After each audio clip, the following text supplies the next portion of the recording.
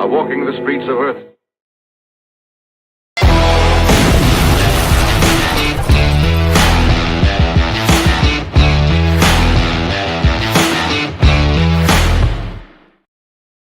Gregory Hines? Hey, I had to. Oh, I need this. I forgot the applause. Things have changed. Welcome, everybody, to Cinema Gulp. How's my audio, by the way? Scotty, I forgot to ask. Is it okay? You sound velveteen. Okay. There was all these updates on StreamYard, and it like deleted so many things I had in my media assets. And I was like, what the fuck is going on here? But welcome, guys. Where's the G.I. Joe one? Where's the G.I. Joe? Oh, I haven't played that for a bit. I was like, I'm putting people through like 2 fucking minutes of promotion of the channel. They're already here. They're already here. This is a celebration of Cinema Gulp and 1,000 viewers or 1,000 subscribers. I think as of this moment, we're at 1,005. So I'm happy about it. I think so. Last time I checked. But hot diggity. Yeah. Well, no, I mean, there's a lot of people I want to thank. I want to wait until one particular person comes on to go down that avenue. But, you know, I know it may be silly to celebrate 1,000 subs, considering we've been on YouTube for the better part of a decade. But it's more about, I wanted to do this show because it's more about acknowledgement of such a great community and to show some gratitude to all the people that have supported throughout the years, but specifically the last few days, you know, and I owe such a great deal of that to yourself and to the YouTube friends that I've made along the way. My collaborators here, like my friends that helped me start the show, I give them a lot of credit for helping us come up with ideas and being part of the structure. But it's great when you can meet new people that like what you're doing and, you know, sometimes don't like them, but, you know, not everybody's going to like every show that you do, but it's been amazing. So, it's not really like, yay, 1,000 subs. Fucking A, dude. It's awesome. It's awesome. Don't get me wrong. It is awesome. It feels great, but, yeah, but it's more about just everybody that's been so cool, you know, being gulpers. And I'm cracking a Sam Adams Oktoberfest. I was looking for their pumpkin beer, but I couldn't find it. So we're doing this tonight. Well, you know what I'm going to crack?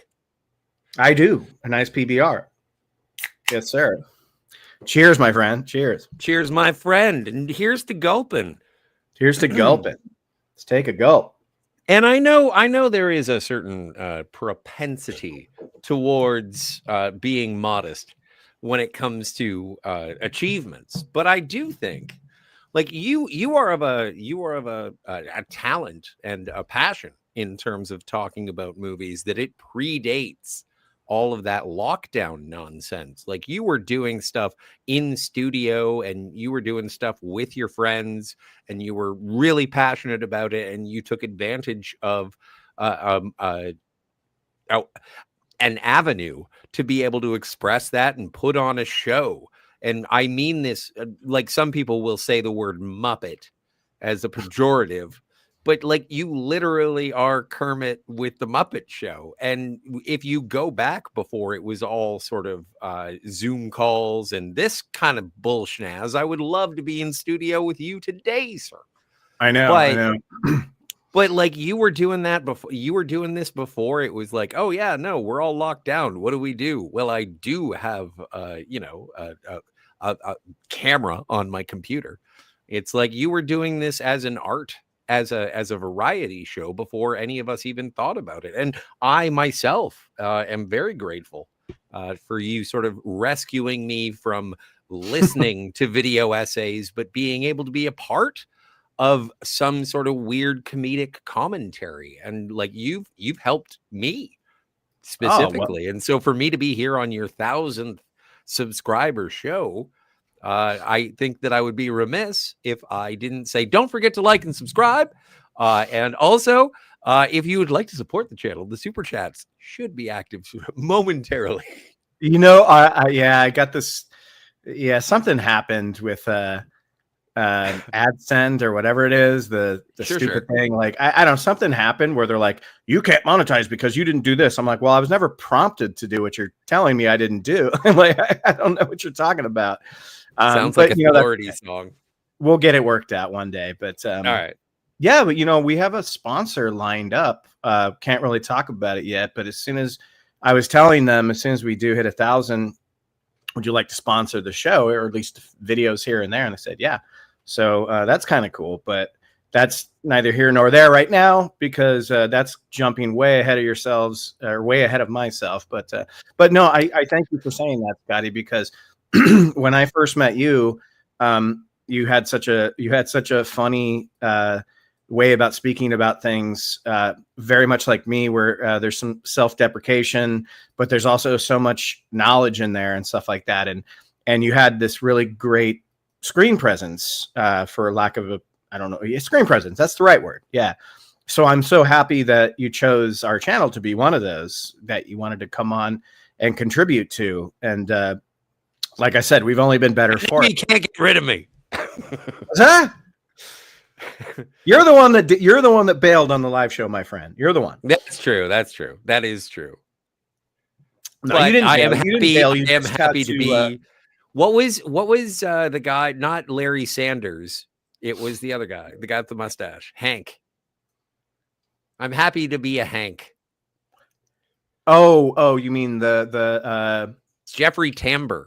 Jeffrey Tambor, the guy that was like shit. What's his tagline? Hey applesauce. now. Yeah. Hey now. Hey now. Yeah. That sign says applesauce. No, my mistake. It says applause. Well, we've sucked each other's dicks long enough. I want to say hello to the chat.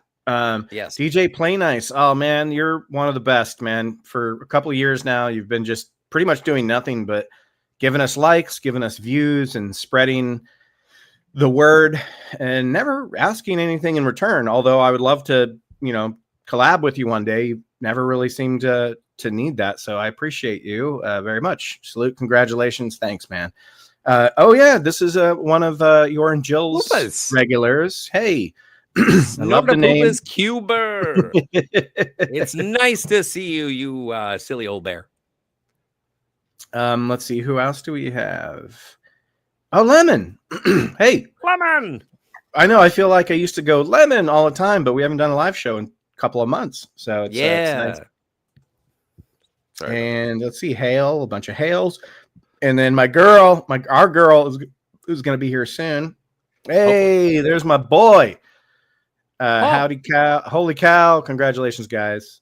Thanks, man. You again, this guy, Paul from Long Beach, or Paul in Long Beach, he's one of the guys that he has a specific set of shows that we do that he really likes. So as soon as we put out those, he likes the J.J. Abrams Sabotage ones a lot. So he's the first person to comment on those when they come out. Those are great. So yeah, it's really cool, man. Good for you, Ben. Good for you. Thanks, man. Thanks. Peepers. Have you done a Harry Potter with Sabotage? We thought about it, but I'm trying to find, should it be a Quidditch match? Game? It's totally a Quidditch game. It has to be a Quidditch match. Yeah. Yeah. I'll get to it. Yeah. All right. But Peepers, I don't know if I know Peepers. Hey, Peepers. Hey, how's it going, Jill? She's not here yet, but she will be here. This could be one of our new subs. Who knows? Hooray! Glad I missed. Oh, I like Peepers already. Yeah. Yeah. You can scroll back about at 10 minutes, and it's just hardcore fellatio. Yeah, pretty much. Yeah. But thank you. Yeah, and that's the thing, is that it is like we talked about doing something last night, and it was like, oh, I don't know, algorithm, YouTube. What if it isn't 1,000? What if they take those 10 away? And so we sort of held off, but it was the thought we had to do it. Or Ben, you said that you wanted to do it just immediately so that we could thank the people who had subscribed over the last couple of days. And yeah, definitely. Yeah. Your curiosity and your interest in Cinema Gulp is greatly appreciated. And yeah, so and hopefully you can find 10 years of content here. Dude, yeah. I mean, I wouldn't go back to a lot of the 2016 stuff because it wasn't. I mean, I guess what we were saying was good, but the production value was pretty lacking. But we're just trying to figure out. We're trying to get our footing at that time and figure out what we wanted to do. But yeah, no. Last night didn't work mainly because I forgot. I still got to work on the Shining review that I got to put out next week. So I still haven't finished it, but I still needed to work on it. But I don't know what, I kind of wanted to jump into this with Scotty and Jill and anybody else that wants to come on. But I asked if anybody had a poll that they want me to put up because I figured maybe that can get us involved in what we should talk about today. Because there's a lot of stuff, but we haven't done a CG live show in a bit. So I kind of wanted to leave it up to the people watching. Like, what should we talk about? Are there any topics that people want to talk about? Okay, so here's what I propose as the poll. Obviously, the title of the poll is "What should we talk about?" Yeah. Okay. Oh, first things first. I think number one option should be past Cinema Gulp content. What should we talk about? Well, I don't think anybody. There's probably, if there's new subs on here, they're not going to even know past Cinema Gulp content. No, I know, but I kind of want to talk about the Damn It Feels Good to Be a Gangster Avengers thing. Like, I think that this is a good time to do Cinema Gulp highlights. Yeah, maybe. We can do that. Past CG videos, and then maybe how about future CG videos? Yeah, there you go. Future CG videos. Okay, that works. Edited or live. Actually, that's two options in one question, so that doesn't make sense. No, I'll keep it simple.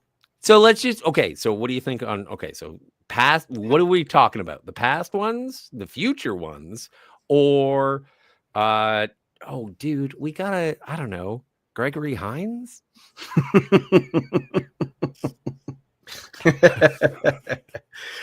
We'll get there for sure. All right. Man. We'll get there for sure.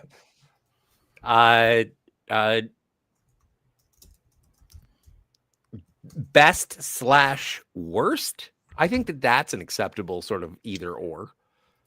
Yeah, in a single. Do you want to do a best or the worst, and we can people in the audience can talk about bests or worst, and we can go by like actor, genre, whatever. Yeah, we could do that. It's funny, like John and I were talking at one point about editing together a show and then kind of producing it live, where all the things that we regret and got wrong, like us sort of liking The Last Jedi when it first came out, and then realizing, oh no, we don't really like. John liking The Predator from 2018 and then regretting that almost immediately. Yeah. You know what? I'm still okay with, what was that first one you just said? The Last Jedi. Yeah, like I hated it the first time I saw it. The second time I saw it, hated it.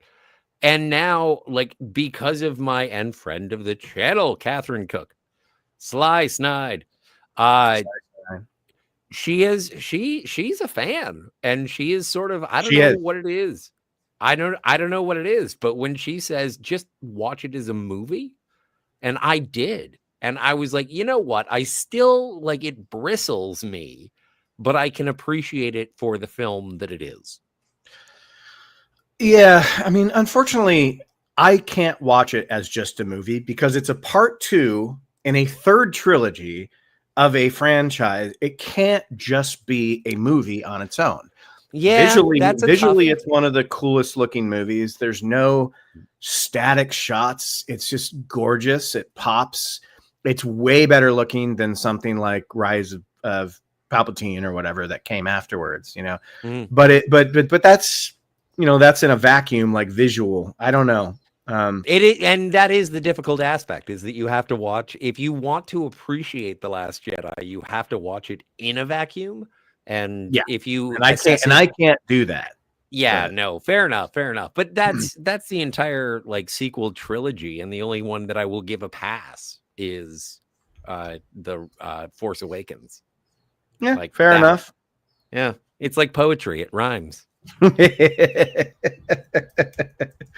Yeah, it sure does. Let me see. Where is the poll at? I'm not sure. I haven't. Oh, that's Well, I do have an ice cream headache. If you wish, Do you? I do. Let's hear it. Do you have the bumper? I don't have the bumper right now. Oh, Yeah. I was clearing out. you some will space. have an ice cream headache. I can play this. Gregory Hines? Yeah, well, unfortunately, I have no Gregory Hines. But No, but you're saying that you have some DVDs, is what you're saying. I do have some DVDs, and hopefully, I don't know how busy you're going to be this weekend, but you had mentioned that we were going to be discussing a Gregory Hines movie this weekend. Yeah, Saturday. Yes, I did. Yeah, What one film? of probably my favorite Gregory Hines movie, Oh, yeah. and probably my favorite Billy Crystal movie too. Spoilers. Yeah. So there you go. There's all the clues you're going to get. So, all right. I got this.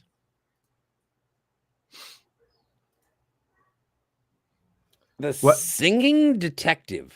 Oh, okay. Yeah, I know what that is. Have you ever seen it?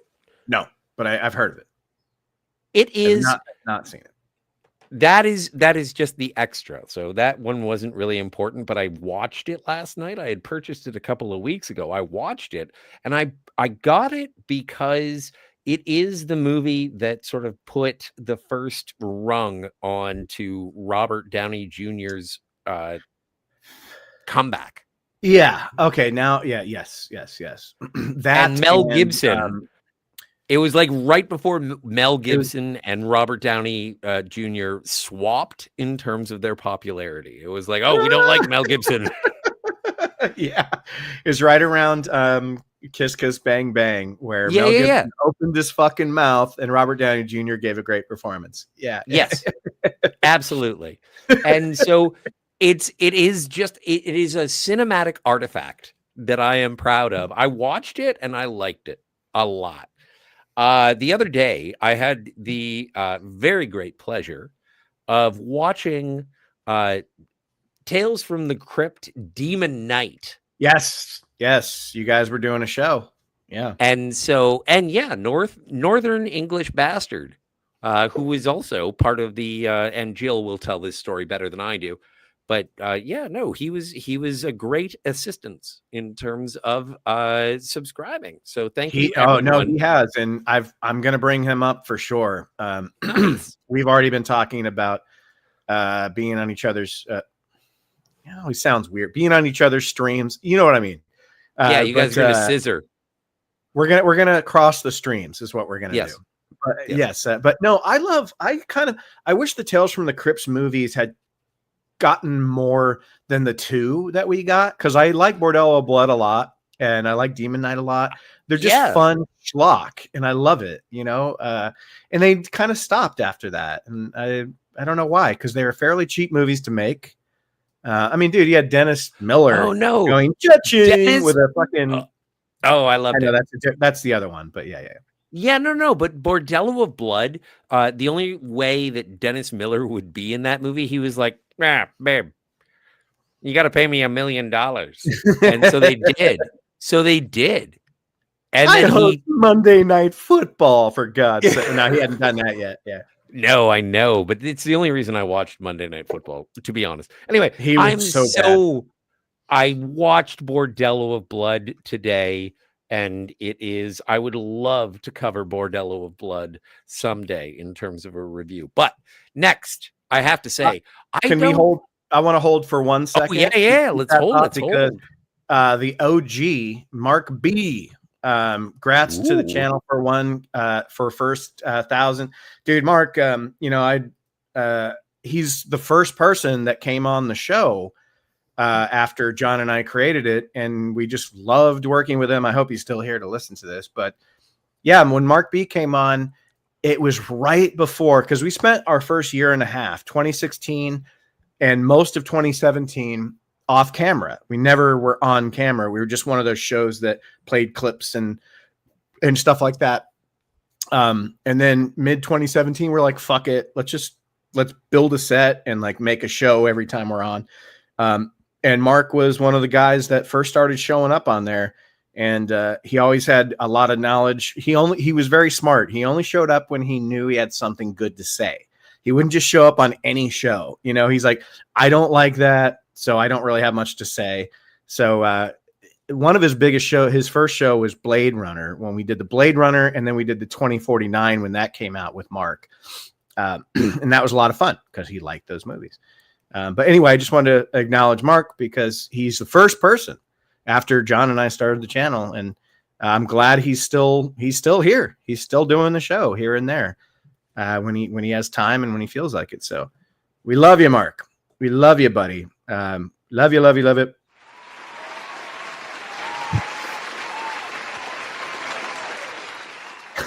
Sorry, I had to refine my applause. Anyway, Scotty, sorry about that. Continue, sir. So I don't have any movies in my movie collection that are directed by Alan Smithy. I don't know who that is. Alan Smithy is famously the name that they put on any movie. Actually, it's retired now because it's become notorious.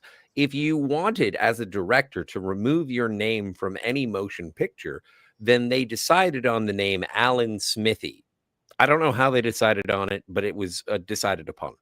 And so there are two versions of Dune, 1984 David Lynch's Dune. There's the one that he approved for release, and then there was a re-edit that is about half an hour longer, and he refused to accept credit on that cut of Dune. And so it is directed by Alan Smithy. I don't have any other Alan Smithy films. I want to get more Alan Smithy. Are there other Alan Smithy films? That's there are plenty. No, there's like at least 20. And the thing is that I want to see movies that the directors were so ashamed that they were like, no, don't put my name on it. So I got this one. And this is, oh my God, again, friend of the channel, Kat. That's a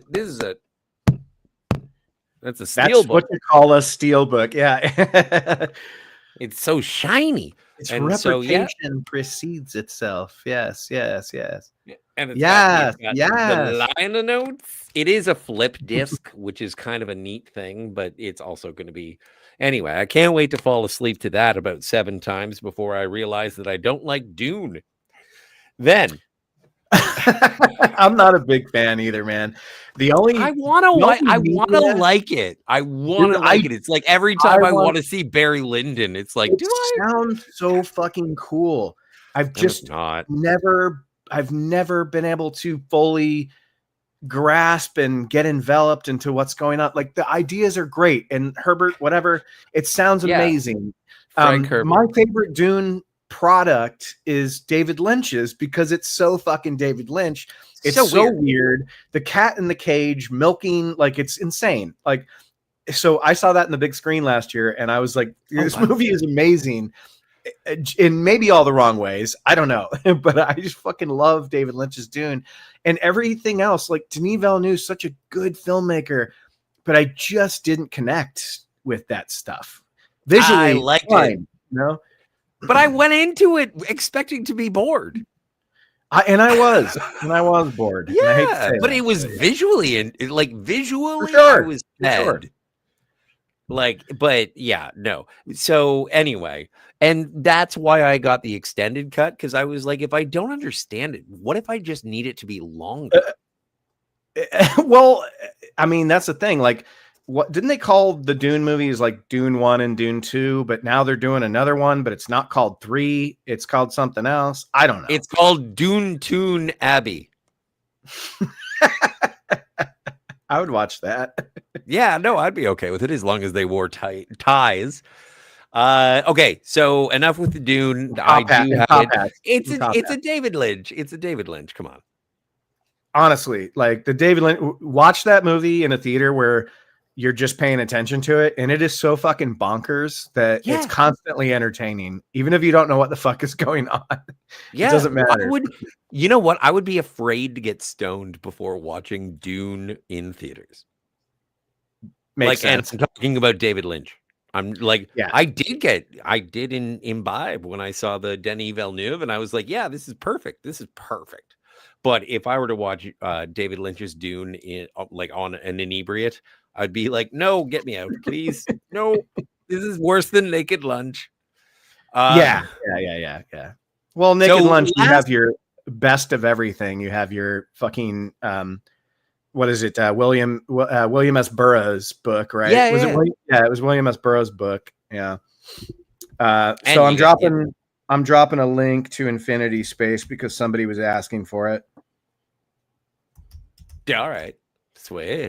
Basically, it's our magnum opus, right, Scotty? It's no, I'm kidding. yours. It was just a joke video, but it ended up being really fun.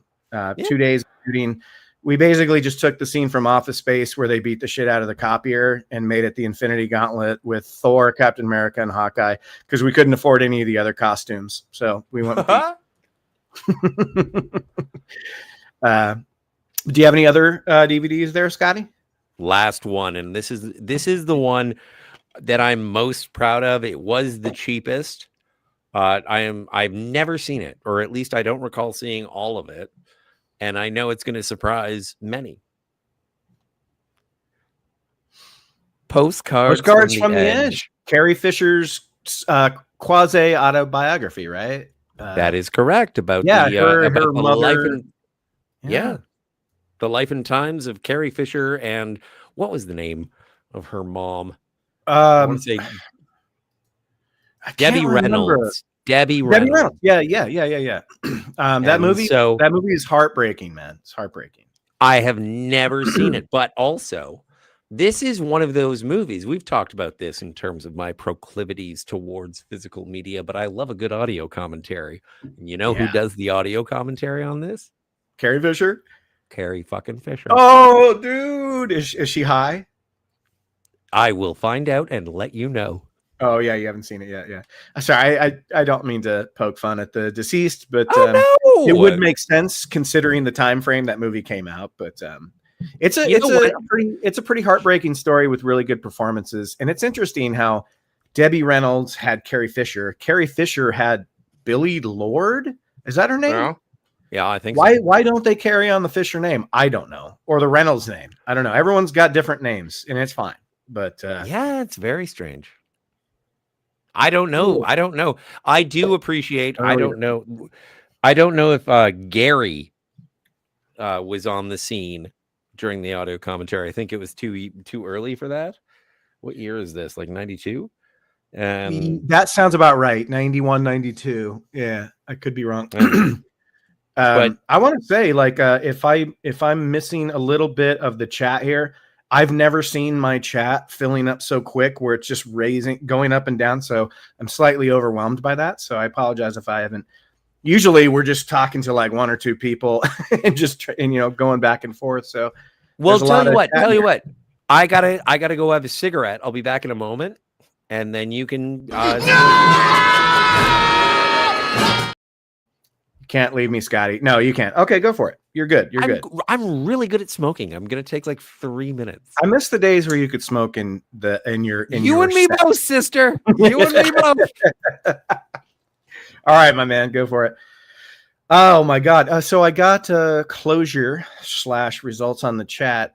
I don't know what the question was really about. It was like, do you want us to talk about old shows we've done or new shows that we have yet to come? I would actually appreciate some recommendations on maybe things that we can tackle. Cause we really kind of started out doing what everybody was doing in 2016, which was just like reviewing the movie of the week that came out. And we got kind of bored with that. But for a while, John and I were just doing that nonstop and we really got bored. So we started going like, let's retrospectives. I'm a huge Oliver Harper fan. I don't know if you guys know Oliver Harper. If you don't, his stuff is amazing and he's a pioneer. He was doing the retrospectives where he talks about the games, the soundtrack, the movie, the actors, the release. the critical reception. He was doing it pretty much before anybody was. Oh, you got to go, Lemon. Oh, thanks for being here. Thank you. Love you, Lemon. Love your lemon squares. Thank you. Yes, we did drink our cinema. Oh man, Bird, thank you for being here. I saw you in there. I don't think I got a chance to acknowledge you. Max Redstone, loud noises. I know. I'm trying to come up with some stuff. Give me a break. But thank you, Ben. But yeah. After a while, we just got let's just talk about the movies that we love, and I know so many people do that nowadays and stuff. But I think that's when we kind of found our stride. Was like, let's figure out a way to kind of make a sketch, because we kind of had built this little set in my house, and we utilized it at least once a week. And if you go back to like 2018, 19, and 20, you can really see our like red letter media days where we sort of had a gimmick and like a world built around our personas, whatever. But I mean, we weren't trying to copy that. I just mean like we weren't DVD repairmen. I just mean like we were coming up with, we had our set and we used a green screen. God, we haven't done that shit in so long. Anyway, I saw John Carpenter's Prince of Darkness in the theater last week. Any fans? It's one of my favorite Carpenter movies. A lot of people don't like it or don't even know it's a Carpenter movie. He was filming it back to back with Big Trouble in Little China. A lot of stuff carries over from that movie. Similar soundtrack.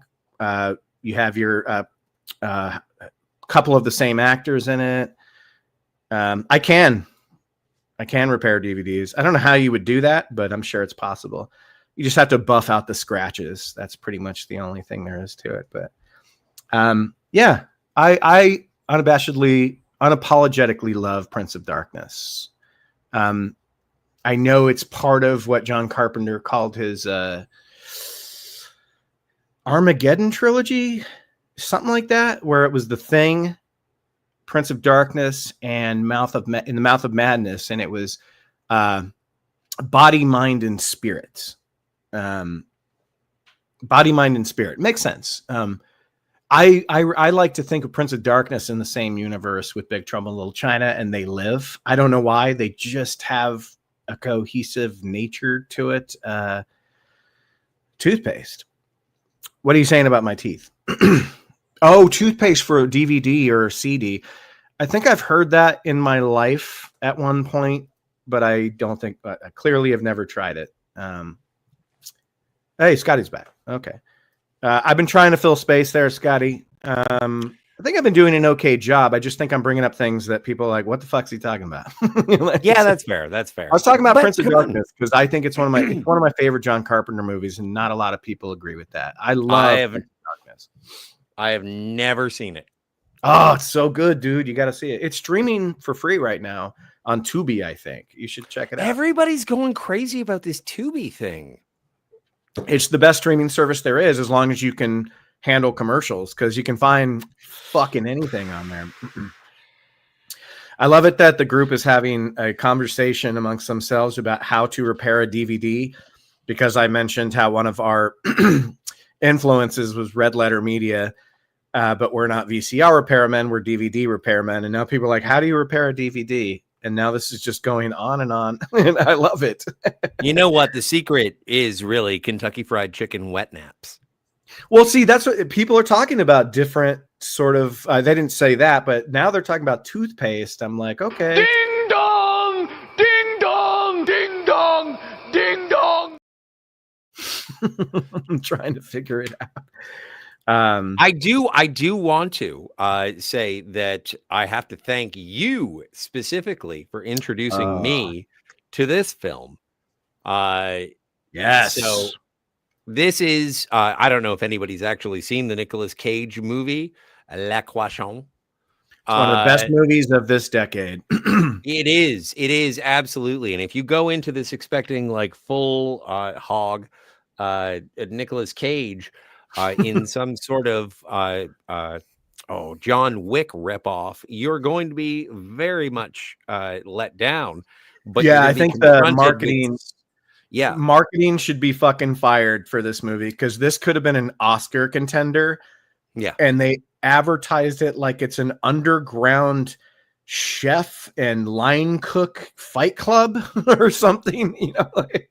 Like it's so strange that and I think Yeah. it would be an interesting double bill is if you were to watch Pig and The Menu with Ralph Fiennes and Anya Taylor-Joy. Well, I mean, one's more tongue in cheek, whereas like Pig is kind of a very serious, melancholy character study. Thank you, Max. What is that? Those pigs? That's a lot of pigs. I don't want a lot of pigs. I want my pig. I want my truffle pig. That's all I want.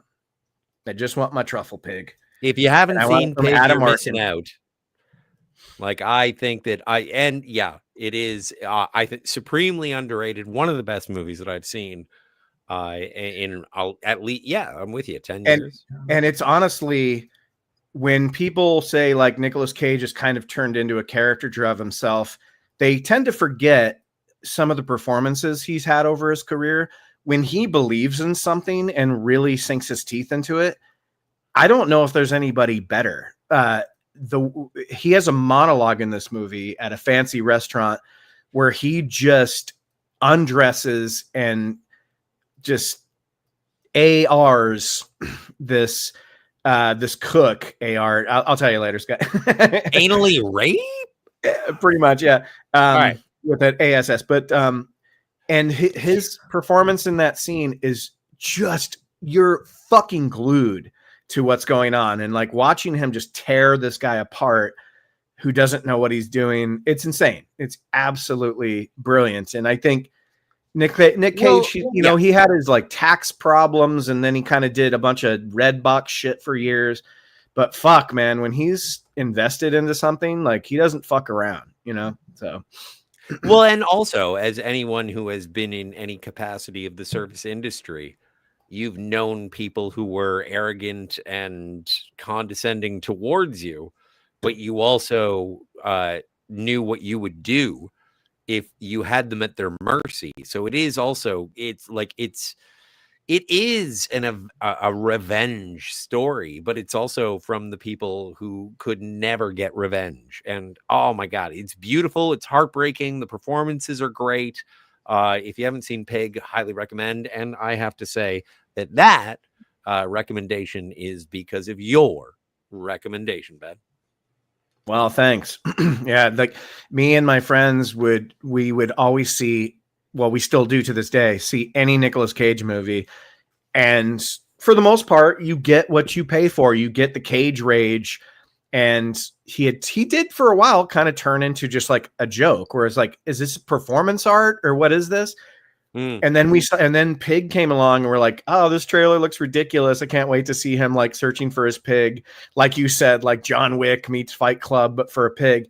And then right off the bat, you're like, this is not that movie. Like when he's making that little quiche tart for him and his pig, and the music comes in and the shot selection from Jeremy Sarnowski, you're like, what is going on? I'm already just blown away by the shot selection and the tone that this movie gave us. Like, and then it just gets better and better and better and better. It's kind of a one of a kind movie. Sorry, I don't agree. like to say kind twice, but you know, I agree. If people don't know what we're talking about, I do have a. Do you want me to? Let me play one of the earlier. Sure. I have one of the earlier trailers for it. I can't remember if this one makes it look good or if this kind of ruins it through. Let me know if you can hear this, Scotty. Sure. Yes. Oh, I love his little pig. You never learn the pig's name. Pig.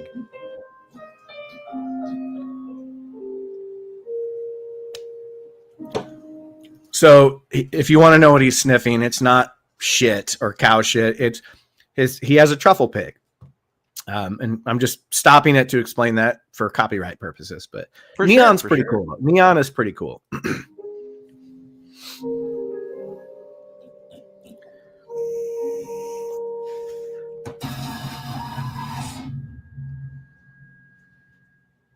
So he's assaulted. And they take his pig. Oh, yeah, that's heartbreaking. So the scene in the movie does not play out like that jump scare that the trailer made it look like. Oh, No. you know, it's way more subtle and dramatic than that. It is. I'm looking for a truffle pig. Someone stole it. I don't understand. Tell me you are. This is the scene that I was talking about, where they're sitting there eating that food that has been steamed and smoked, and it's all locked in that glass thing. Remember, Scotty, where they pull it up? And anyway, Yes. You made the right choice. Scotty has clearly never seen this movie. I never seen it. There's nothing here for you anymore. There's really nothing here for most of us. Buy yourself a new pig. What are you thinking? This is probably the best trailer that represents what the movie actually is, because Scotty, there was trailers that made it look like an action movie. So- Yeah, no, it is. It's slow. It's paced. Every meal I ever cooked. oh, that scene, man. Person I ever served. You live your life for them, and they don't even see you. Yeah. See, that's the You thing. don't even see yourself. This is the trailer that they should have led with, man. I'm guessing this came out too little, too late. But yeah, Well, but This- also this- it doesn't really explain it. It's kind of like it is a doesn't, but it movie. gives a good representation of the tone. It though. gives, yeah, it does give a better representation of the tone as opposed to being John Wick with, you know, Charlotte's Web. We don't get a lot of things to really care about. There it is. Yeah. Who has my pig? And now sabotage starts. Yeah, Look Can't stand it. I know you planned it. at This that ain't no shot. Watergate. That shot is fucking simple and beautiful. Love this movie. I hope I didn't bore people. It's so good. It's such a good film. We here at Cinema Go celebrate good movies. Like, I mean, we Yeah. also will shit on movies that suck too. like Oh, I love everybody else. trash. Like you Yeah, made I me love buy that. Thanksgiving as well. Thanksgiving. Yeah. You want to just go got- get it? you Okay, just go got get stuff. it. Gobble gobble, motherfucker. Exactly. You made me buy that, and I watched Hey. it once and said, Hey, "Well, here- at least you know- I have it." Here's another young man who was one Hey. of our first sort of YouTube internet friends that I think we all met from like RMB or whoever. But congrats on 1,000, well deserved. Black Philip Alvarez, you're always welcome here. I've told you that a million times. It's good to see you. Thanks for being Hey, here, Phil. man. Black Philip, he's I won't have him on group chats because he can be a little much, but I'll have him on the show. Black Philip Alvarez is a friend of mine, a brother of mine. I don't know if this is a curse or a blessing, but he sent me the special edition Blu-ray of The Exorcist. And That's a I blessing. finally saw it. And it's got it's like a full special edition. It's got a slip cover and a book and everything. Awesome. It's almost like getting a wooden Ouija board of death. And so I watched it and it was great. I dude. finally watched The Exorcist. If you watch Joanne would The be happy to hear Exorcist- that. If you watch The Exorcist as a drama, which is what it is, Yeah. it's a horrific, scary drama. It's one of the best movies ever made. But so many people, I see these younger YouTubers nowadays who finally get around to seeing it, and I don't blame them for this at all. They're like, I heard it was the scariest movie ever made, and then they watch it, and they're like, no, it's not. It was in 1975. Like that's the thing you have to think about. But I've had that conversation. Like I've talked to a person who was old enough to have seen The Exorcist in theater, Right. And they were like, "Oh, you wouldn't believe the pandemonium of the terror that was occurring all around me. There were people falling from the rafters." And it's like, okay, great. Yeah. And then I'll show them Dawn of the Dead, like the George A. Romero one, which came out comparably Around the and same they'll be like time too. Yeah. and they'll sit there and they'll scoff at me and they'll be like, "This isn't scary. This isn't interesting." It's not really supposed and it's to like be scary. Yeah. it's like it would have been at the time. It's not my fault that you're afraid of the devil. I'm afraid of zombies. Like maybe it's just we're afraid of different shit. And so no, it's just interesting to hear. I don't doubt that people who I'm afraid of encounter- Tom Savini on a motorcycle. I'm afraid of Tom Savini on a motorcycle. I've never thought Dawn of the Dead. I never thought that Romero was making that intentionally to be scary. I mean, there's grotesque moments and there's terror, but it's so much a commentary, and it's such an I've always called that movie like just a complete creative, in total creative space, sandbox creative space of his own, doing whatever the hell he wants to do and throwing curveballs left and right and having this amazing mall setting to do it in. And then, when you get your remake, you see the difference. Like, okay, now we have like Zack Snyder doing it, which I enjoy that movie quite a bit as well. Not nearly as much as the original, because the sequel or the remake's not trying to say anything, which is fine. It doesn't have to. It's 2004 Zack Snyder. It's like, let's fucking listen to fucking Limp Bizkit or whatever the fuck. I don't know. But Yes. Dawn of the Dead like has so much stuff to say that even resonates to today. Consumerism,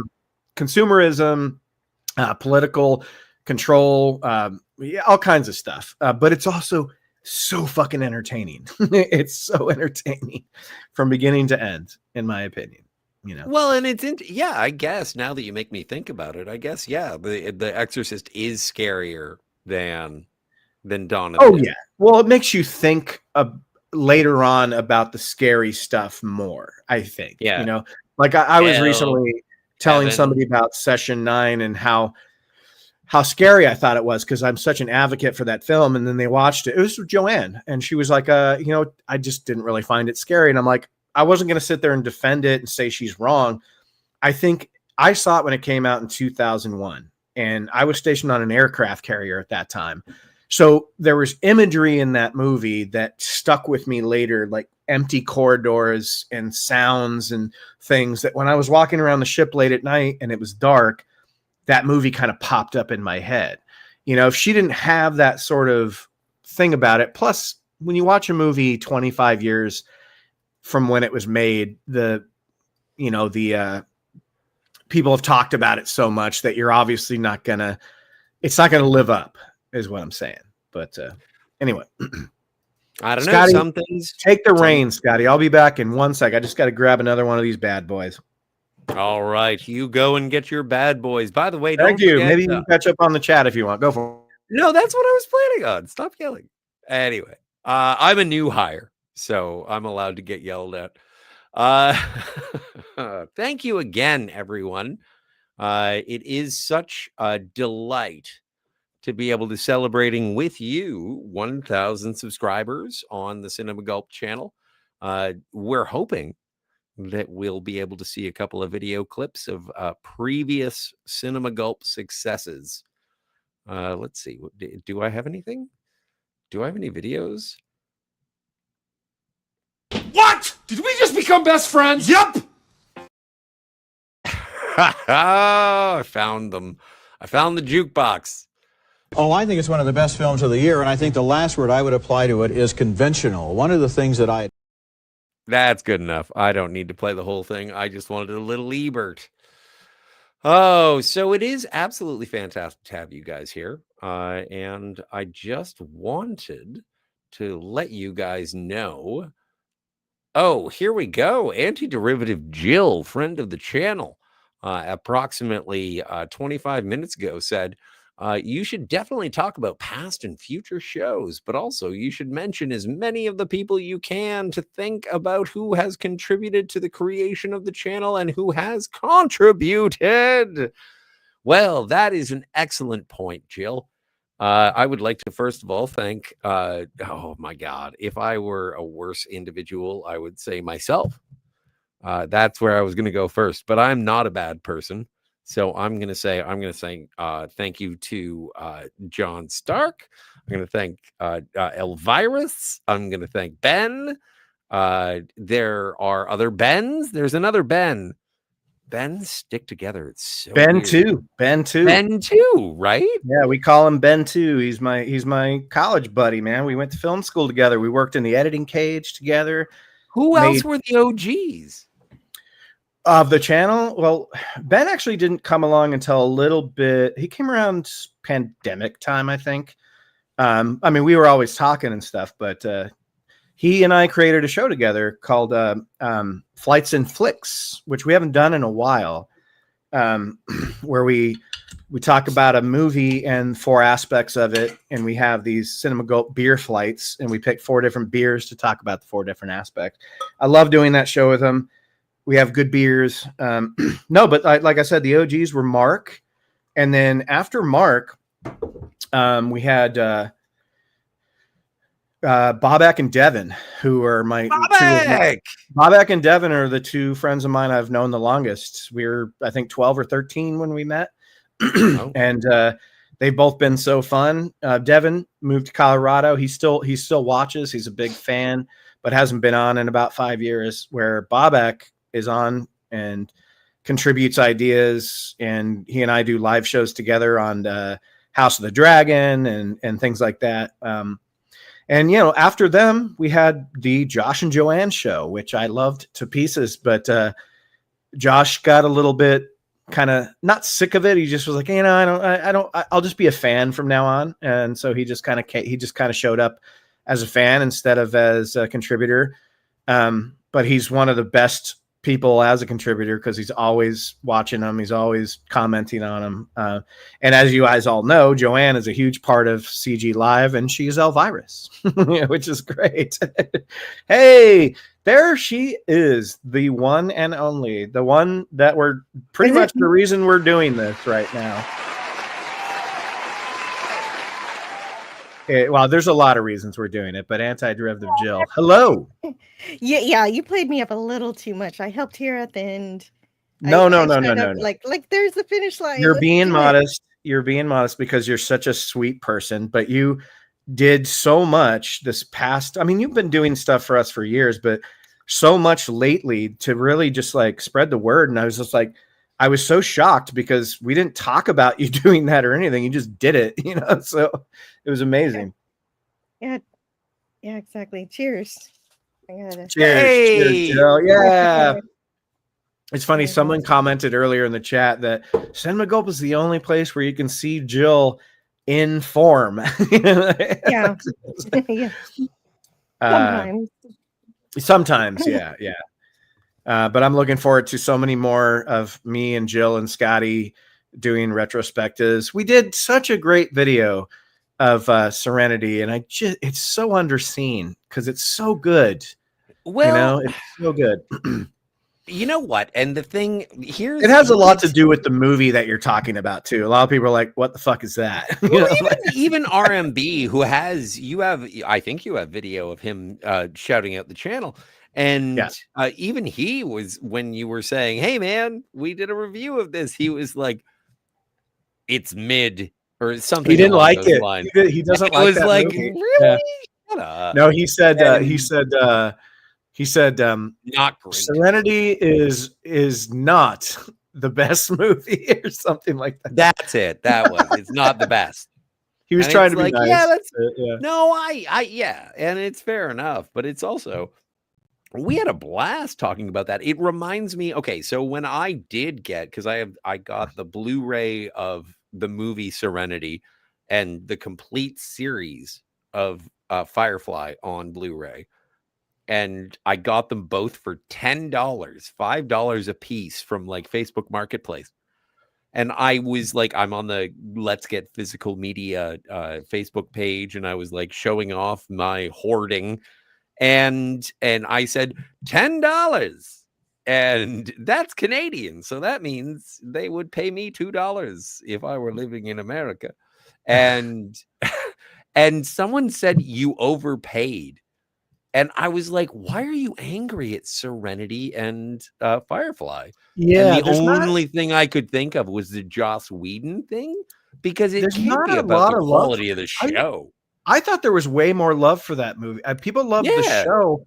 I thought if you're gonna have a way to end the show without having a season, what better way than this movie? But people, I guess they don't like it as much as I thought they did. I thought the movie's Not as not much as- as I do. It's not as good as the TV show, but it's No, still it's not, a but- passable yeah. movie. Yeah, it deals with the characters in a way that isn't too far off from their original We should do a follow-up. personalities, except for the lead character himself is kind of different, but and Yeah. maybe they don't go through enough explaining as to why he's more of a jerk. Yeah, we talk about that in our video, that Mal is he's a little more rough around the edges. He's not quite as charming. Like his whole thing in the show was that Han Solo vibe, and I know. Nathan Fillion plays him very stoic. I know how to do it. I know how to fix it. All you got to do is change it to why you're wrong about Serenity, and then the views, they'll just rack in. Yeah, you know what? Yeah, change the So much, title, yeah. so much of your view count has to do with how you put out your thumb. You know, how you put out your thumbnail. And I've had a lot of criticism over the years of people saying your thumbnail sucks, or it's too busy, or it doesn't represent what you're trying to say. So, you know, because I mean, I'm sure other creators have had the same thing where it's like the simpler the better, but you know, come up with a quick catchphrase instead of just like review of the movie. You know, it's nice to get that. What do they call it? It's clickbaitish, I guess, where you're saying like this movie's a piece of shit. Like Avengers 2012 sucks. Here's why, and then someone will click on that. You know, just to understand. They say that your thumbnail and your title should generate curiosity or something, but I've never do that either. Well, and I've tried. It's just like, yeah, the way I do it is not always what everybody, you know. What I would tell people is just Get off my case, motherfucker! Hells That's Hells yes. Yeah, I like your thumbnail, but maybe I'm biased because I'm on it. Well, no, ours is fine. I wasn't necessarily saying that the Serenity thumbnail was bad. It wasn't. It was good. It's just that there's people that really just they know the science behind it, where it's just like, this is going to generate such and such. And me and John have always been like, no, let's just do something funny. You know, let's do something funny and fuck it. Like when A Quiet Place first came out, everybody's thumbnail was them going like this. Shh. So we didn't do that. So we took a picture of Emily Blunt, and we had me banging like fucking drum cymbals next to her head. Oh, nice. And John holding up a loudspeaker What, like to monkey her ear. shines? It just yeah. And it was like, it was the opposite because everybody was doing this. You know? But anyway, but clearly that didn't work. Maybe we should have done that. I don't know. Oh, it's good that you decide to be unique. Be yourself. Don't worry. Be about yourself. all that. Exactly. My cousin Well, Jeff. but- My cousin Jeff. I don't know Yeah. if you're still here, dude, but cheers, Ben. Thanks, man. Glad you're here. Thank you. Jill made a thumbnail the other day for Fallout Day, and she decided to pick one of the most obscure robots from Fallout 4 as the avatar of the day. And I love Ava. I know Ada is your favorite. Ada, rather. Ada. Yeah, Ada's great. Anyway, no, it just robot. it represents the personality of the people who are presenting. True. Exactly. Yeah. And you can tell a lot about what a creator likes by looking at their thumbnails. Definitely true. Pod racing Palpatine, Old Man Bird.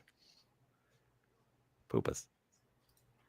Yeah. Oh, Snort Poop is here. I'm just reading things now. No. I'm trying to. I think you caught up a little bit while I was out there, Scotty. It looks like we're good. Yeah. I haven't had so many people chatting in a long time, so it's kind of. I think a lot of people. Congratulations. Well, a lot of people are having conversations amongst themselves. So you Why don't is your necessarily need kitty to- screaming? Yeah, It's my the cat. bear trap. She's crazy. She does that. She Okay. does that all the time. Is it a She shock goes, collar? she goes into my kitchen and goes like 3 times every night. I don't know why. That's because you have so much fresh fish in your. I think it's icebox. because she's seeing a ghost and she's just trying to keep it away from me or something. Oh, I've never. I have a cat, and mine doesn't do that. I was just Yeah. curious. No, Jill, your cat sees ghosts all the time, but chooses not to tell you because your cat is in cahoots. Oh, okay, I gotcha. No. I'm in danger then. You know what? I think it's time to party. Oh, to dance with somebody. I want to feel the heat with somebody. Agreed. What? What is that from? What is going on there? That is. It was just Whitney Houston or whatever with dosed with a little bit of Arnold Schwarzenegger. Yeah. I'm a big fan. That and he's- explained nothing. In these AI worlds, it's very. Oh, it was AI. Okay, gotcha. Yeah. No, that was Thank you. that was actually from the set of Commando. Hey, Pod Racing Palpatine. I don't think we know each other. So welcome. Or do we? Do we know each other? No, Pod Racing Palpatine. I am familiar with. It's good to see Oh, you, okay. buddy. No, it's. I was laughing you know, at Canadian forgive me Spider-Man. but forgive me if I'm seeing new names pop up. It's amazing because a couple of people said, "Hey, I'm a new subscriber and I've never seen you before." So I appreciate that. It's incredible. It's wonderful. And you Oh, should is this what you're totally laughing go at? back and yeah, well, I just wanted to say, and if you are new here, there is a lot of content in terms of movie reviews, hangouts, great shows that you can check out on this channel here that you are subscribed to. And if you're not subscribed, if this is your first time, don't forget to like and subscribe. Ring that bell. I'm on a Send few money. of them. Yeah, you're on some good live ones. Jill is on Lord of the Rings, which did really well, and she was so awesome and came in costume with lots to say. She kind of blew us all away at the end by her final kind of soliloquy that she gave, and we're all just like, "Oh, we're so glad." Everybody that was on there was like, "Jill, I love you." You know, like, Yeah, what happened was everybody was so excited. I couldn't really talk too much, and then so I had built up so many things to say at the end, and then I had several different endings, just like the movie. well, I'm sorry you didn't. Yeah, sometimes you just got to butt in when people are talking. You know, just fucking butt in, and then I'll say, "Hey, Joe wants to say something." You know, so I'm sorry that it was kind of hectic. You know, No, that was fun. It was fun. I did butt in when I could, but there was a lot of excitement, and that's what you want, is a lot of people super passionate about the movie that they can't shut up about it, and that's Yeah. good. what's up, Canadian Spider-Man? I think I just found you again on the Twix because I lost you for a while. Twix, Twitter X, whatever. I call it so- XCOM. So Call it Twix. Yeah, Twix is great for me. People have been saying What? Twix, yeah. Hi. I'm Yeah. not people. We knew that. Yeah, I know. Well, the poll was wow, we had a lot of people on the poll. It did say talk about past videos, but instead of talking about past videos, we'll talk about some of the past, like let's go back to movies. Because we had some bad takes and we also had some really good takes. My favorite movie of our first year of the show was called Nocturnal Animals, which is directed by Tom Ford, the guy that makes clothes. And Really? he also Oh, okay. he also made a movie called Serious Man. No, that's the Coen brothers. No, not that one. It was called something, but it was good. But Okay. Nocturnal Animals is fucking excellent. If you guys don't have it, if you haven't seen it, it's Jake Gyllenhaal and Oh, right. what's her name? The Lois Lane that didn't do that wasn't really a good Lois Lane, but is a good actress. Amy Adams. Amy Adams. Oh, okay. That wouldn't. And then Aaron Taylor Johnson earned himself a Golden Globe win because he's the best part of that movie, and he plays a complete psychopath hillbilly. He's awesome in that movie. It's a hard to watch movie, but I love it. Any Nocturnal Animal fans? How about Wind River fans? My 2017 favorite movie, Wind River. Wind River. Is that the one where Sean Penn cries?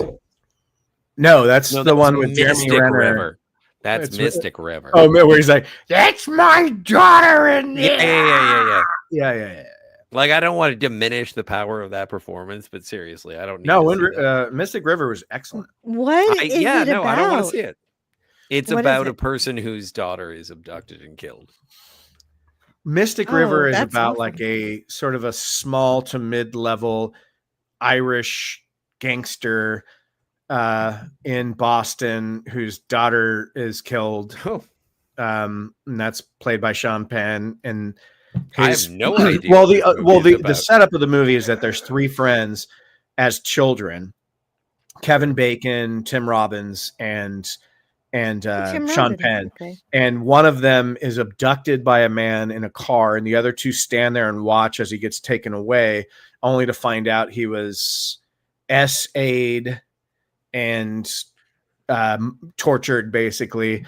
So then it cuts to them as like 40-year-olds or whatever, and that kid is mentally fucked up, and that's Tim Robbins' character. Kevin Bacon's character is turned into a cop, and Sean Penn's character is now sort of like an Irish low, like small-time mafia guy or whatever. Dude, I'm looking at Scotty's face. He's like, are we talking about the same movie? I don't think you've seen It Mystic sounds River. like something I've heard before with Kevin Bacon. Like, It's great. It's great. What Sleepers? And it was like a bunch of kids who were in like a But that was the dormitory. movie. Sleepers. That's what the movie was about. Mystic River. It's only the setup that happens in the first 3 minutes of the movie. Then it's okay, yeah. Anyway, it sounds like something that I've heard. So a real feel good movie. Yeah, it's absolutely something you should watch with It's your a crowd mom. pleaser, old man Bird. It's a fucking crowd pleaser. That's, you know what? I was so happy to watch Bordello of Blood with my mom. And she was like, I've never seen 3 pierced nipples on one woman's chest.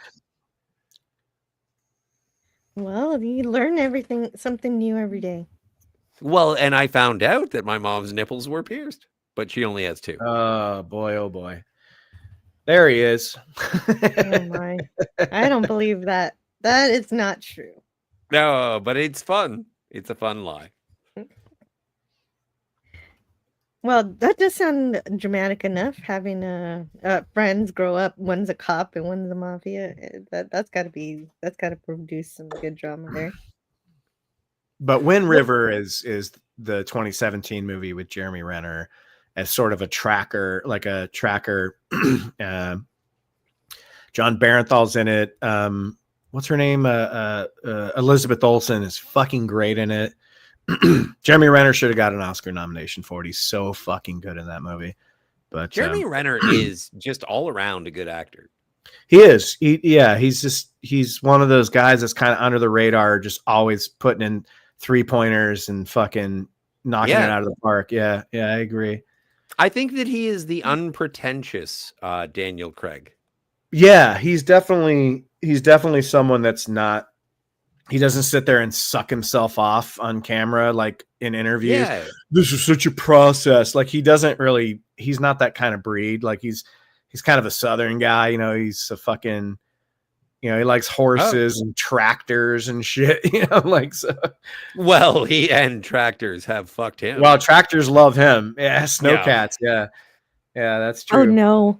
I'm glad about his full recovery, and I don't mean to make sense or make I read fun his of book. Tragedy. I read he can write.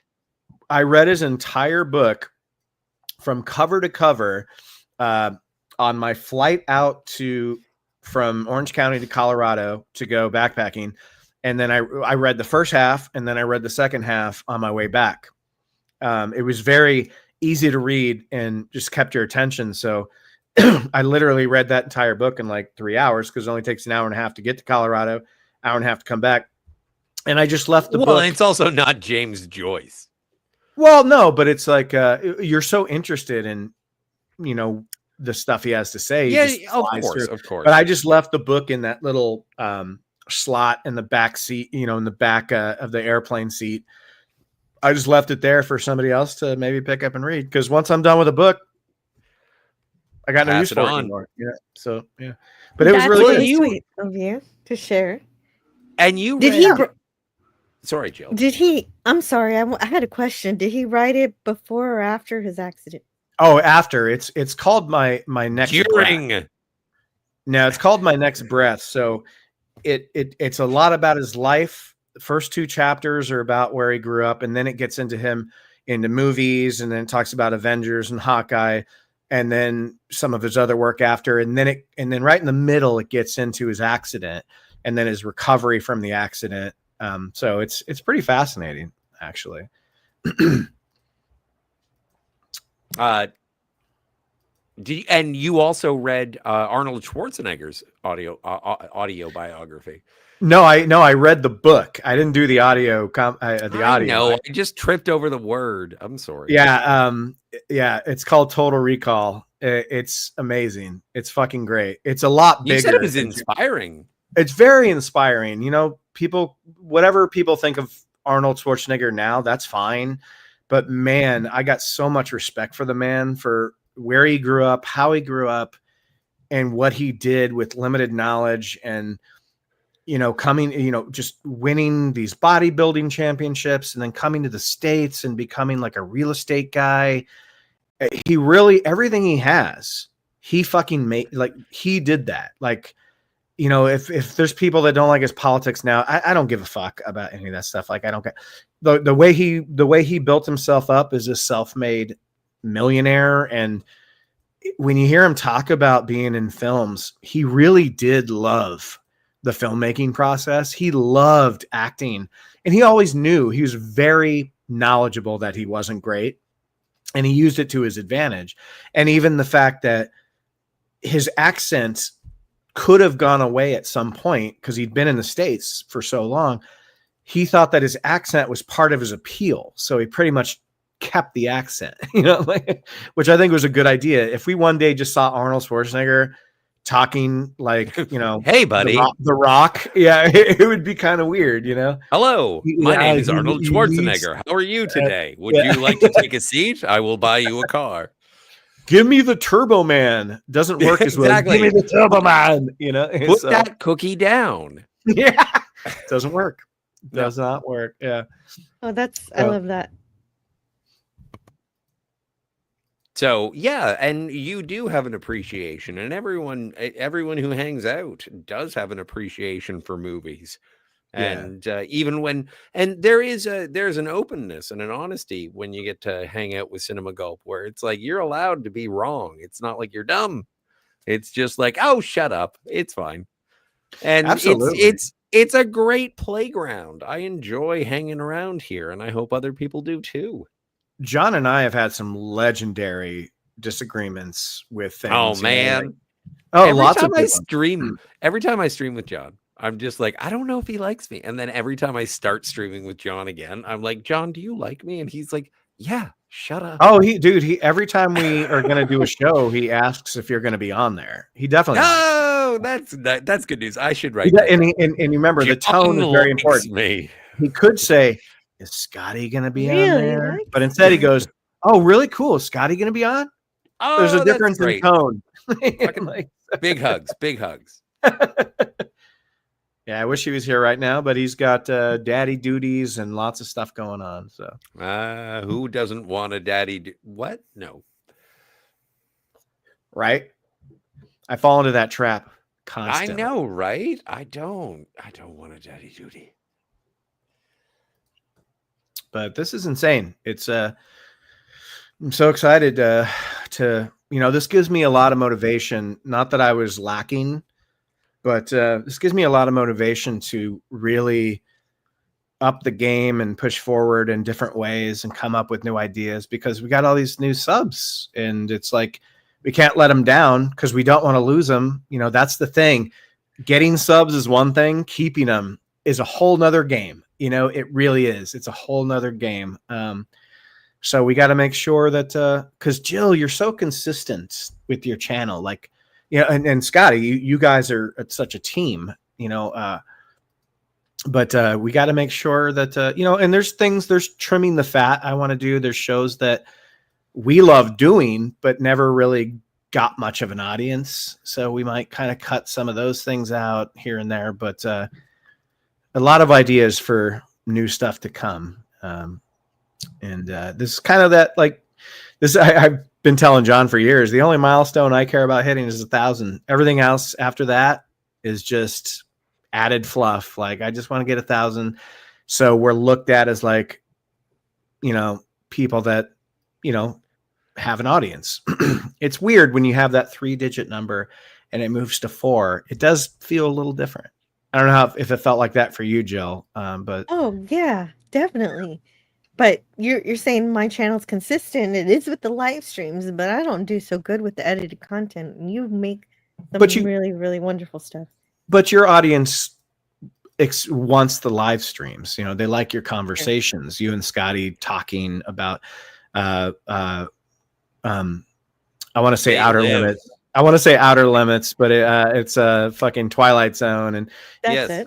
if you guys ever start tackling X-Files, I want to be there for every one of those because that's my all-time favorite show. So, X-Files. but, Okay, I'll keep that in mind if I ever get around to that. or I might do it first and just Yeah, that'll you be- should do it. You Yeah, should I do might. it. I might just do it.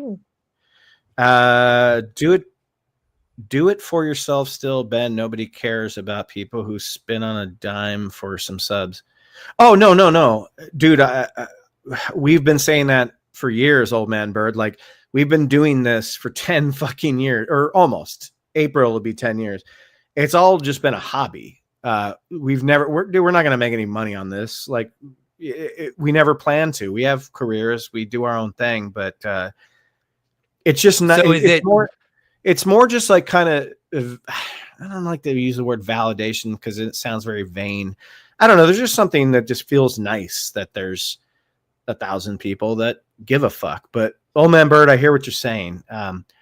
We don't do shows that we don't want to do, and it's been a hobby forever. Me and John grew up together as film nerds, almost pitted against each other at certain points because we've been so who's the better film buff, you know, like blah blah blah. But you know, you crush all that and you squash it when you start a channel together and you just share all that stuff, you know. So Also, it's been a hobby, now and that- it's going to remain a hobby for sure. now that there are 1,000 subscribers, this is just going to be exclusively K-pop Demon Hunter content. Has anybody seen that? No. I keep hearing. Well, it's a lot of people amazing. have seen it. I have not. No, I mean Jill or Scotty or anybody in the chat. Like, it seems like something I would fucking hate, but everyone's like, dude, it's so fucking fun. I'm like, what do you mean by fun? Like, what's fun? No, I like masturbating to regular pornography. Well, I like K-pop. I mean, dude, I'm obsessed with Blackpink, if you consider that K-pop. I like baby metal. Oh, I don't know what this is, but I think my daughter would probably like it now. Oh I no, think- that metal. doesn't No, sound baby good. metal is very strange. Yeah, I know it is. you guys hold Maybe down the she fort. Hold down the fort. I'll be right back. All right, but I'm having a cigarette when you get back. Anyway, thank you so much to Snortopoopas and Old Man Bird for hanging out. And also Mhm. to Canadian Spider-Man. You guys are awesome. And Black Phillip, are you still kicking around? What time was that? That was 10, 20 minutes ago. So maybe I'm going to, yeah. He could still good. be here. That's He possible. might Just still be here. listening. It's a good time. And also, thank you so much for the, I don't know, what is this? Jewel of the Nile, Canada? Yes. Delightful. Oh, this feel-good movie. And Jill, how do you feel about Kevin Bacon? I don't really feel one way or the other about Kevin Bacon. I know people like to play the game, 7 degrees of Kevin Bacon, but I It's prefer the one 6. that we play. 6 degrees? I prefer Yeah. the one that we play, which is Star Trek related. Like, how many degrees from Star Trek is this? Sometimes it's 0. Oh, it's got to be easy. I can do 6 degrees of Kevin Bacon. Oh, 6 degrees of Kevin Bacon to Star Trek. Any Star Trek? Like only obviously 735. This has Yes, to be easy. 735. You know me. This has to be easy. Like just even thinking about guest stars. Oh my God. Kevin Bacon. Oh, that's a Kevin Bacon and Shatner have to have been close. Okay, so Kevin Bacon was in Sleepers, that pedophile movie that we were talking about before, with the kids in the dormitory, and that was with Robert De Niro. Robert De Niro was in Showtime with William Shatner. So 2. I don't know. fantastic. That's really good. I couldn't do that. I wasn't even asking for you to do that, and you won. You get a prize. Dude, Scotty, are you playing 6 degrees of Kevin Bacon? Yeah, I was asking Jill what she thought I about wanted Kevin to dedicate Bacon, a and she was whole- like, she didn't even know. I wanted to dedicate a whole show to that because there are so many things that me and my friends have talked about throughout the years. It's like, this person was in this with this, and I love 6 degrees of Kevin Bacon. It's amazing, and that's been going on since the 90s. That's how It's been long. going on as long as Kevin Bacon. It was in print magazines. There was clusters of 6 degrees of Kevin Bacon, and like God, what were some of those good movie magazines? There's so many good movie magazines I used to subscribe. I used to get these movie magazines sent out to me when I was Like overseas. That would be Premiere. yeah, like Premiere, but Entertainment Weekly. Like, Oh, there yeah. were so many of them. Hey, Philip, you're still here? Hey, Philip, I just because of the Halloween season, I just rewatched The Witch, and I gotta say, I like it more than I did the first time I saw it. I was kind of bored first time I saw it, and I rewatched it, and I'm like, every time that goat showed up, I'm like, there's Black Phillip. There he is. That's where he got his name from. And I enjoyed it more. I think I'm embarrassed to say, I think I didn't understand what was going on the first time. That Anya Taylor-Joy's character was, in fact, like leading all of this stuff that was happening. Yeah, I think I missed that. Only thing I remember about the first viewing was that like the little brother kept staring at his older sister's tits. Like, and I don't blame him. It's Anya Taylor-Joy. So there's nudity in the movie? No. Damn Well, there's old lady witch nudity. If I you don't wanna- like that. That's not my jam. No. Anyway, you said that you got to go away, so I'm Yeah, gonna go for away it, buddy. a second. Me and Jill are gonna hang, Yay! and me and Jill are Great. gonna talk. I think we're gonna go for some Star Trek talk because Have you ever done a Star Trek show or something on Star Trek on your channel? I don't know. I don't think I've seen yeah. anything. Well, you're gonna hate this, but Oh yeah, that's right. Yeah, I do hate it. Yes.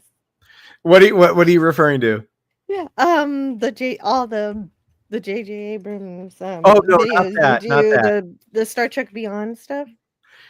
Well, Star Trek Beyond, yeah, the first one of our first couple of months, Star Trek Beyond came out, and we reviewed it. But we actually made it more of like a tribute to Anton Yelchin than anything else because he had just died right when we did the review. But we like that movie a lot, and I know that's not that's your jam. Well, I just have a problem with the way that Vulcans are portrayed in JJ movies. They're made way too overly emotional, and it's Yeah. fine if you want to have a Vulcan be emotional, but they have to have a reason for it. Whenever it happened to Spock, it was because the spores got to him or something, or he got Pon farr. There's always a reason behind you seeing that him lose control of his emotions because he has them, obviously, just being half human. And his Vulcan side, those emotions are actually way stronger than in humans. That's why Vulcans control them. And neither J.J. Abrams nor Kurtzman can understand what a Vulcan truly is. And after all these years, they still don't.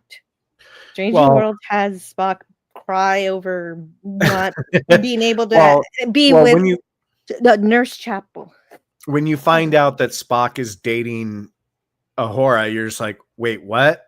What's going on here? Yeah, that was kind of And they weird. did that because they looked like they were kind of flirting in that one scene. Yeah, that's all it was from that one scene. Yeah, exactly. But I think that's why I always consider TNG my favorite show, is because it wasn't tapered down with, because they didn't have a Vulcan crew member, which was nice. You don't. True. Every once in a while, you saw one in the background. Yeah, but it was they were never never part of the show. Yeah. Yeah, and I think it gave way for more kind of emotional and personal things in the show. Not saying it got overly emotional, but it wasn't tapered down by having like a Vulcan as one of the crew members that they all had to kind of walk around eggshells, like so. Well, I don't know so much if you have to walk around eggshells. No, I around don't mean it Vulcan. that way. But Yeah. but they did have Data. Data, of course, is not a Vulcan. But Well, he was definitely also the Vulcan doesn't have- stand-in for sure. Yes. Yeah. Yes, even when Dr. McCoy meets Data, he says, "Your ears aren't pointed," because of the way he was talking, and that's fun. Yes, that's right, Old Man Bird. That's right. I knew we would get to that. Definitely, What Old Man TNG Bird was say? fantastic. He said Data was their Vulcan, right? Yeah. Essentially, He was he the stand-in for sure. except yeah. for he didn't have to control his emotions because he didn't even have any. Well, that was why I think it was in Generations where they're like, you know what, we got to give him a chip in his head that gives him emotions, and because we need some comic relief. Okay, as much as some parts of that annoy me, but I do still love the Life Forms song. He sings a song when he's looking for life forms. And, Oh, is that well, and even though Data didn't have emotions for most of the show, he did have a curiosity. He did have kind of an android way of expressing himself, which was great. yeah. But Yeah, yeah. To me, he had on the show, he was one of my favorite characters. I think it's because Brent Spiner just knew exactly how to play this sort of android, but with so much charm to it, I guess. Even Yes. if the dialogue wasn't there, it was still in his performance, Mm-hmm. Yeah, lots of funny moments. Great with the humor. I didn't And like then what they more- did with him in the movies. It's funny. I like 2 of the Star Trek TNG movies. Well, Excuse me. I think I like 1. Do you got to go? Oh no, I don't have to go. Oh, I thought you said excuse me. I'm sorry. Or did you sneeze? No, I didn't sneeze. I burped. No, you're just like, what the fuck is he gonna? Yeah. No, I like First Contact a lot, even though I know it's not very It doesn't feel like What's TNG. First Contact? No, I know. Yeah. It's a But- fun movie. It's a fun movie. It even has Barkley just fanboying over Zephram Cochrane, which is kind of funny. I really love I that. just liked seeing Troy drunk. It was funny. We have no time to talk about the time. We Yeah. don't have the time. It just sometimes the show doesn't show you as much as the movies do about how the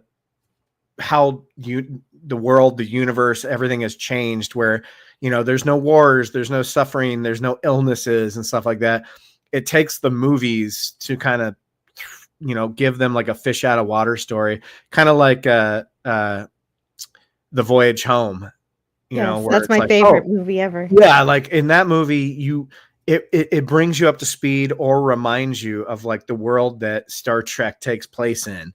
Like they don't know any of this stuff, like double dumbass to you too. It's like they don't even know what they're saying, because the world I has would- changed so much.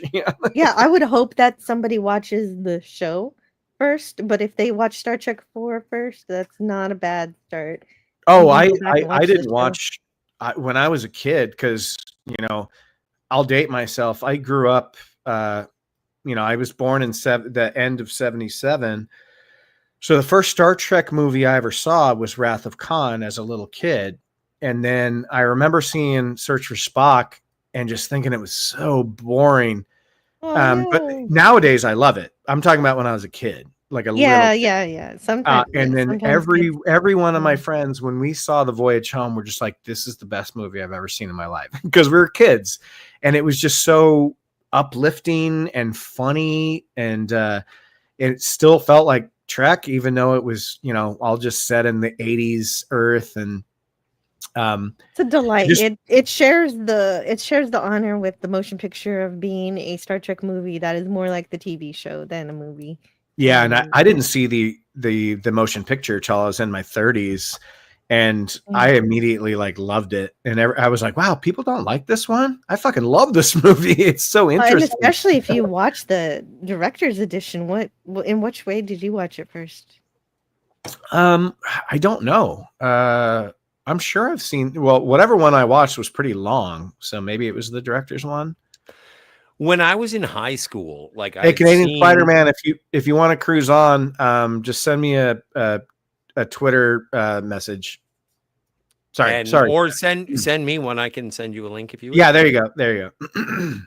But yeah, no, I had seen Star Trek the motion picture many times, but I became an art kid in high school, and so whenever I found a lady who was really into classical music, I would invite her over to my place, and we would watch Star Trek the motion picture and not watch it, if you know what I'm saying. That sounds like what I do these days. If a first date goes well out at a restaurant, the second date is, oh, what? You've never seen Ratatouille?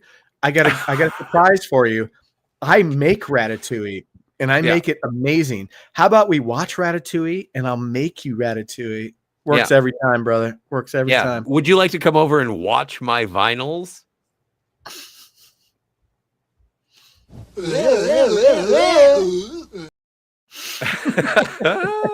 love it. I do have to hang on a second. I have buttons to click. But it is fantastic. Like, I do appreciate, like, even with the box office breakdowns and what you do week to week, what we have done week to week, like, you do stay on top of movies. Like, what is your current cinema visitation regimen? Like, how often do you go to the movies? We go once a week. Me and Josh or John, we go once a week. This month we're trying to figure out all the re-releases, like the scary movies from the past. Like, that's why we saw Prince of Darkness last week. But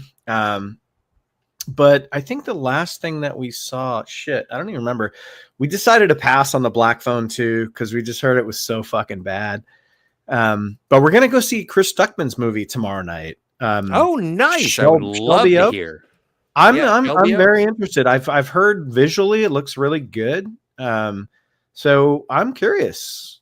I've never really been a huge fan of his channel because he's just not my thing. But I'm so stoked for him that he did it. He fucking did it. Like, he wanted to make a movie, and he got Neon on board, and then he got fucking what's his face? The guy that did the Dr. Sleep movie. Such a good showrunner. He's the Netflix guy that did like Noah Hawley? Michael shit. Chat, help me out here. Michael shit? Yeah. I had no idea Chris Stuckman made a movie. This is new. Oh yeah. No, I've heard about it, but I haven't seen it. I've avoided reviews, but yeah, no, I heard about it, and it's interesting to hear that it was Mike Flanagan. Mike Flanagan. Michael faster than correct. That's better than Mike Flanagan's dog. Yeah, no, the only review I watched was Jeremy Johns, and it was fucking hilarious. And he's getting a lot of shit for it online because he just thought it was crap, and he was being honest. And I guess they're friends, so people should stop giving him shit. He's just being honest, like. What do we got? It's his buddy, but he's like, his movie kind of sucked. What are you looking at? Oh, I'm looking at Shelby Oaks, and I'm looking That's the for kind of friend you want, reviews. is someone who's not It gonna really is. It's somebody that's not going to tell you what you did was. No, he gave him props and a lot of the. He's like, it looks great. He definitely knows how to direct a movie. He goes, he just shouldn't write because the writing was bad. And it's like, that's a good. I would love it if somebody was like, read something I wrote and was like, there's good things, but ultimately here's the problem. That's a good way to. It's a good way to do things. IMDb is giving it a 5.9 out of 10. Yeah, it's not tearing it up, but I'm still very curious. So we're seeing it tomorrow. Oh, for sure. And if if anything, dude, like your first movie ever, if you expect it to get like 9 out of 10, it's like, you have to cut your teeth. You have to cut your teeth. Jill and I were talking about the angry video game nerd the other day, and so Cinemassacre. Yeah, I love him. I'm wondering what his first movie is rated on IMDb. I really like it. I thought it was good. You liked it? I've never seen it. I saw it. It's boring. What do you guys think of? 0.4. What do you guys think of Space Cop? Oh no! You know what? Space Cop is fucking awesome. Space Cop's pretty funny.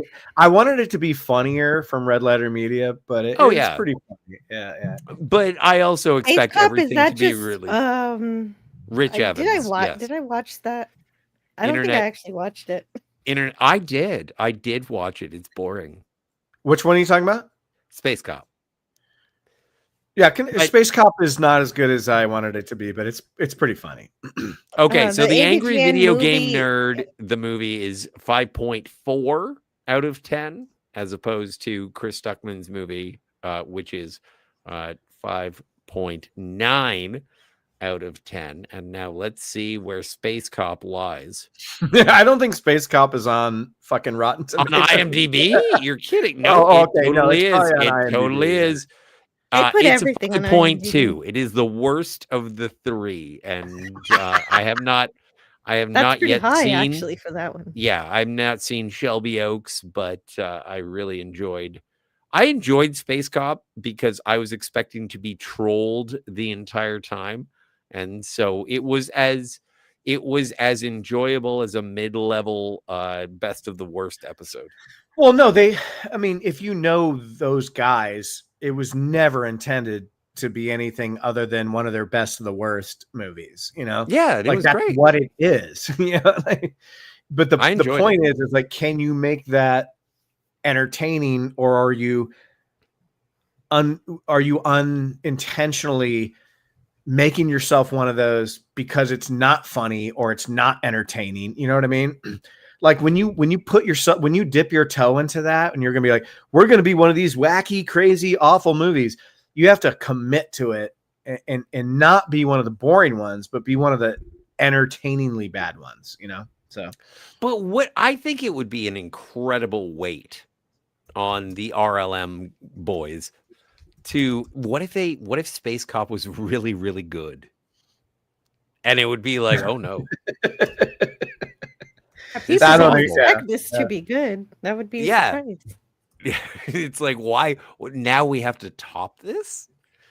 They are the definition of keeping expectations low. I love their energy. I love their sarcasm. I love their disdain. My favorite time of year, my favorite thing to watch on YouTube every year is the Spooktacular. And this year is no exception. They did fucking Howling 2, which is so fucking bad. What was it? Black Baby Doll from Hell? Yeah, No, it wasn't. It was Black Baby. No, it was Black Doll Black from Hell Baby from Hell or something like that. Yeah, no, it was amazing. There's no microphones used in that movie. It's all just like room tone audio. 1984 VHS. I'm gonna fuck you hard, bitch. I don't know how they get these. Yeah, no. And I looked to see how much it would cost to get that movie, and it is far out of my price range. Yeah, I'm sure it is. Yeah, it's out of mine too. I asked Black Phillip. I can only go for about another 40 minutes, but I asked Black Phillip and Canadian Spider-Man if they wanted to come on. But I think they're having fun in the chat, which is great. Scotty always told me Well, Scotty knew because he'd been doing live shows long before I ever did. Don't invite people that are in the chat to come on the show because then you lose viewers. It's a great way to look at it. But they could still stay online and be viewing. But yeah.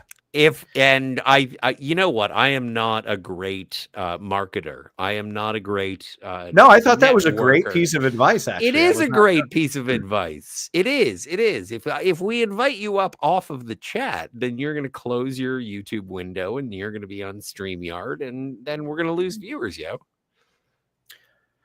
I learned so much from somebody.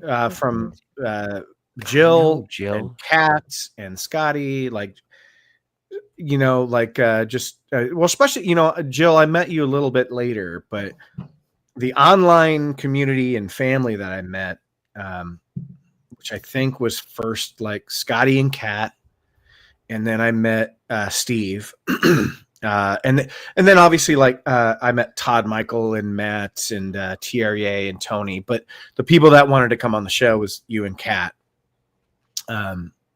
Steve never really came on my channel, but he would always allow me to come on his.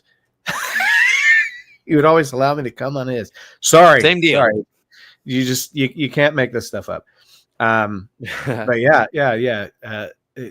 So it's been a journey, and I've just learned so much from everybody, specifically Scotty, just being so great on the show and allowing me to feel more comfortable doing live shows. Just, you know, the Ayatollah flat Coca-Cola thing that always kind of just like immediately set the tone, you know?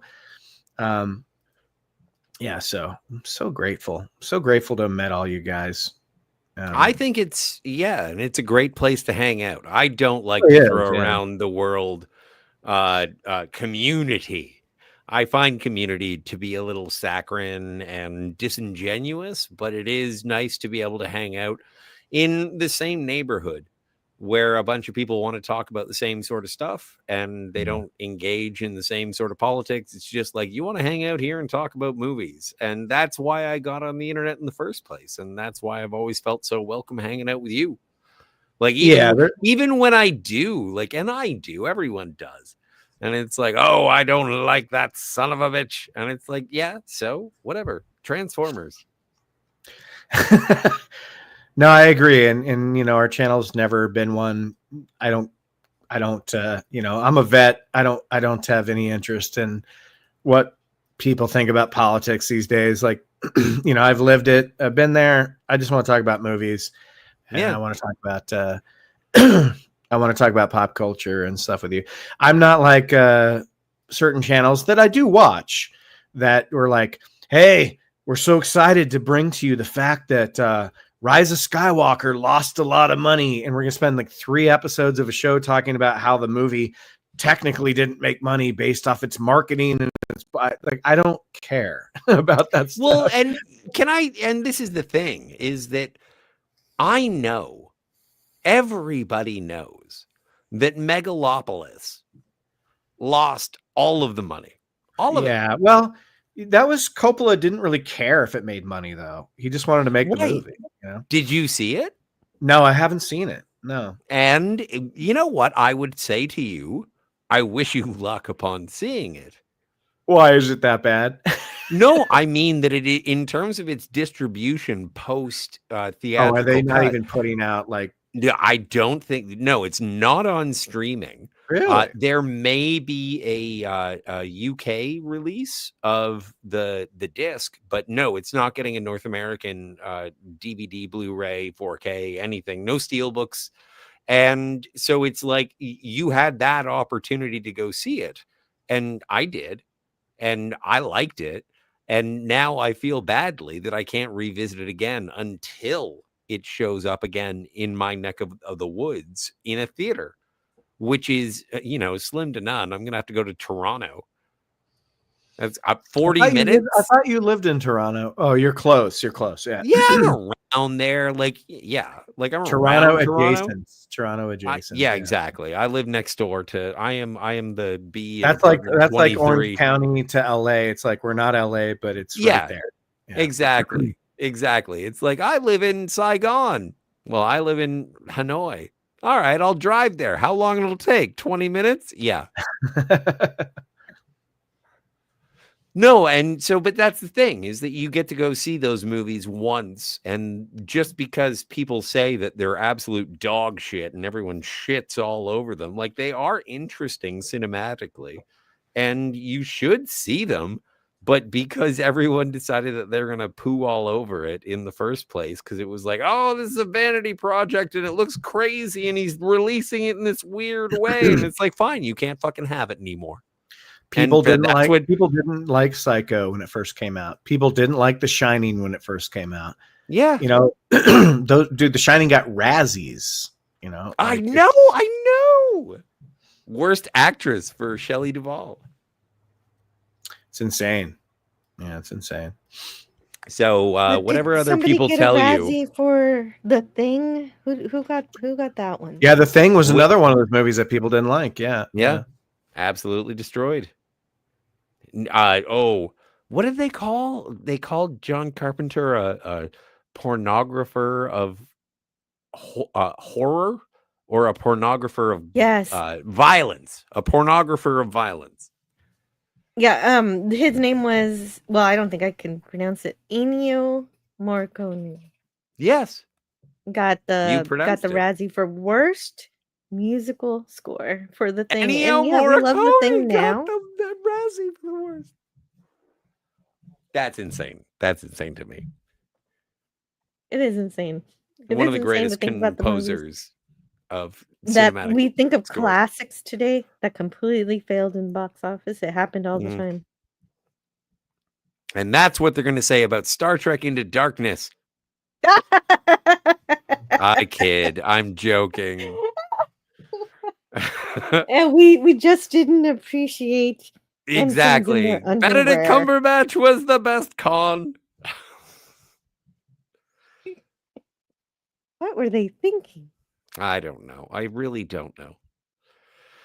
I'm really looking. It is an off year for my birthday this year, isn't it? I get to watch a bad movie on my birthday this year. Yeah, bad. Yeah. Well, on my channel, yes, we were watching a bad movie. Yeah, because we switched between a good movie and a bad movie every year for Scotty. Yeah. And so what are we And watching we this had year? a good one. Probably Into Darkness. Yeah, probably Into Is Darkness. that right? Yeah, I think so. I don't know. We'll find out. Yeah. We'll find out. It's my birthday, so I don't even have to make the slides. Anyway, we're here for Ben. Yeah, we are here for Ben. Hooray for Ben. Ben does some fun, good stuff. What's your favorite time that you showed up on Ben's show? Was it a live stream or a recorded video? You know what? I really enjoyed the Hump Day happy hours. Like, they were Yeah. really good. So much that you told him to fuck off. No, I'm just kidding. no, but the thing was, no, but man, I'm like, kidding, man. I'm kidding. I know. And it was kind of rude the way I bowed out. No, it's but fine. But it is. They are the most fun, is because they were so off the cuff and pleasant to see. Bobak and Martini Shot, and like be able to hang out and talk about things. What I didn't like, what I've never really enjoyed, are the brackets. Because I Yeah, always too feel much that of a I headache. lose. I feel like I lose the brackets every time. It's like, I like this movie, and even when I get a movie that I really, really like, it gets to the finals and then it loses, and I turn into a person who just flips the Monopoly board and says, "Fuck all this shit. This is bullshit." Yeah, And it's a little too much, and they take a very long time to put together. and a long time. The show was always like 3 hours plus. Yeah. But they can be fun, but I'd rather see those in the format of like an edited video or something, you know. So You But put all that I work mean- into those shows as much as you put into a short video. It is. Yeah, it is well, a lot of work, a live stream. It is. Yeah, it is. I'm always kind of stressed out on the Hump Day happy hours. Well, now called CG Live. Like I'm just trying to make sure like everything's going smoothly and blah blah blah. I never really get to just kind of relax on those. Yeah. Whereas like when for example, me, Jill, and Scotty doing the Serenity one, we know we're not going to be on camera. We're just kind of commenting and, talking about the movie. And then I know I'm going to show visuals over the whole thing. I feel so comfortable, and in that instance, Jill, I think all of us do get plenty of time to talk and, because that's where we can stop each other and go like, okay, my turn or whatever. So yeah, Well, I like those shows. I like those shows a lot. I've said a lot of the time is that you do with your editing when we've done things like Armageddon and Con Air and Serenity, Firefly, is you always edit me to sound better. So for that, I do thank you. Well, I do that I try to do that for everybody to, I'm sure it takes a little bit more effort for me. No, deleting people's stumbles and tangents and stuff like that. It's just part of the game. That's why I think the edited ones kind of end up so much smoother, even though it takes me more time, is because it's more how I envision the show going. Like the three of us had this nice flow together, but, if somebody steps over somebody's words, you just chop it. And when you're doing live, you just go, okay, start that over again, or not live. When you're doing recording, you just go, hey, start that over again. Did you and I cover The Rock? No, we haven't done that one yet. Next year. We have not done that one. Yeah. We've done Con Air, Armageddon, The Crow. And then this year we did Serenity with Jill. Yeah. And so Jill did ask me and said, what is your favorite time being on Cinema Gulp? And I would say it was our Con Air. Con Air was great. It was just me and you. That was so fun. That was rad. We're basically doing like an audio commentary of the movie, but with information thrown. Like it wasn't exactly a commentary where we're doing play by play, but it felt like that. And that one was really fun, man. We were both just so excited for the movie as well. Yeah, because I love that fucking movie. Me too. Yeah. DJ Play Nice has to go. Let's say goodbye and good night to DJ Play Nice. Oh, where'd he go? This one? Hey, thank you, man. Thanks for always being such a badass and supporting us, even though we never ask, and you're such a cool dude, man, and you're always welcome on the show. I love your voice, so I'd love to have you on one of these days. No, I'm the lucky one here. He joins mine. Yeah, Am I the only one who doesn't like his voice? He came on one time years ago. You dirty, dirty liar. I'm a dirty dog. Well, thanks, brother. Have a good night, man, and thanks again for all the support for show. Let's see. Where are we at time-wise? We're just about 2 hours. We have 8 minutes, or we can go now. I don't know. I think I've had so much fun. Well, what is the next film that you are going to see? I'm seeing Shelby Oaks tomorrow. As we talked about, we go. The movie. No, but the movie I'm really looking forward to seeing is the Guillermo del Toro Frankenstein, which I can't seem to find it playing in theaters anywhere around here. Either. I can't find it. Yeah. I think I'm gonna. I think it's on Netflix. Yeah, it's on. I think it's gonna be on Netflix. Soon. Is it already streaming on Netflix? I thought think it was so. like November 4th. Yeah, it's November. Yeah, they should have done Halloween, but whatever. So because I don't have the access to seeing Frankenstein in theaters, I think I'm gonna go see that. What is it? The Jesse Plemons, Emma Stone movie. I don't know that one. It's just coming out on October 31st. It looks all messed up. It's about a bunch of people who kidnap a lady CEO because they think that she's an alien from another world. They think, and so it's sort of like a class satire kind of thing. Holy shit! It's by the same guy who made that other weird and freaky Emma Stone movie. You know, the one where she's Yorgos Lanthimos. Yeah, he hit that guy. Yeah, So he's it's awesome. another Yargos Lanthimos movie, and it's about a bunch of people who kidnap a lady because they think that she's from another planet. But obviously, That they're Well, not. sounds like him. Yeah. I used your description to find this movie. It says it's called Begonia. Begonia. So that's I'm probably gonna see It's that. on already out. Thursday. It's actually already out. Oh, I thought it was coming out on Halloween. It's probably like Halloween. a small release right now. Like it's Oh, out, but okay. it's not out. You know what I mean? Yes. I Jill's in yeah. special places. Well.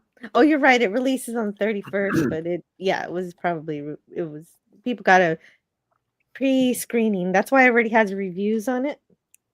What are But you not going to everybody. see, Jill? What What is am the I next gonna one see? you're going to see? Well, I'm not really interested in anything that's out right now.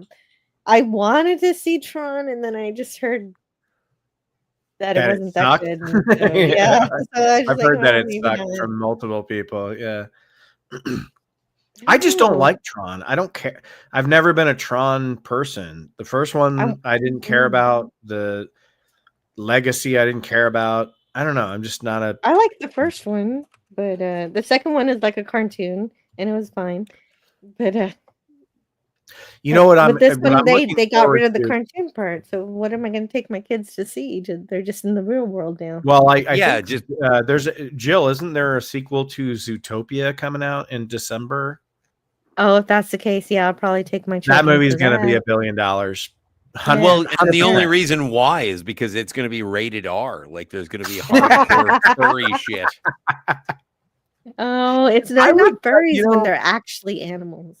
Yeah, but if they're fucking, No, Yeah. but that they're actual Anyway. animals. They're not pretending. there it Furries are is. people- Furries are people who pretend to be animals who are not. Oh, so it's Well, I mean- okay if we just watch a I know- 2-hour Pixar cornucopia of Caligula. And I know we are animals, but you know what I mean. Well, cornucopia, and that's what? what people are people. No, so Well, should it be you and I you should and I get should along get so along so awfully. Yeah. awfully.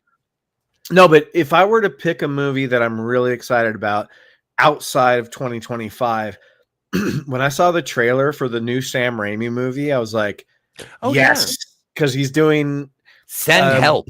Yeah, it's kind of a horror movie. Like we don't know exactly what it is. It's like a woman gets trapped on an island with her boss, who's a total shithead, and it's already like I can't wait to see that movie. It seems like it's going to be Sam Raimi going ape shit. So I'm like, fuck And yeah. you know, I never saw Drag Me to Hell. I heard It's it was really, so really good. fucking good, dude. Yeah, it's so Yeah. good.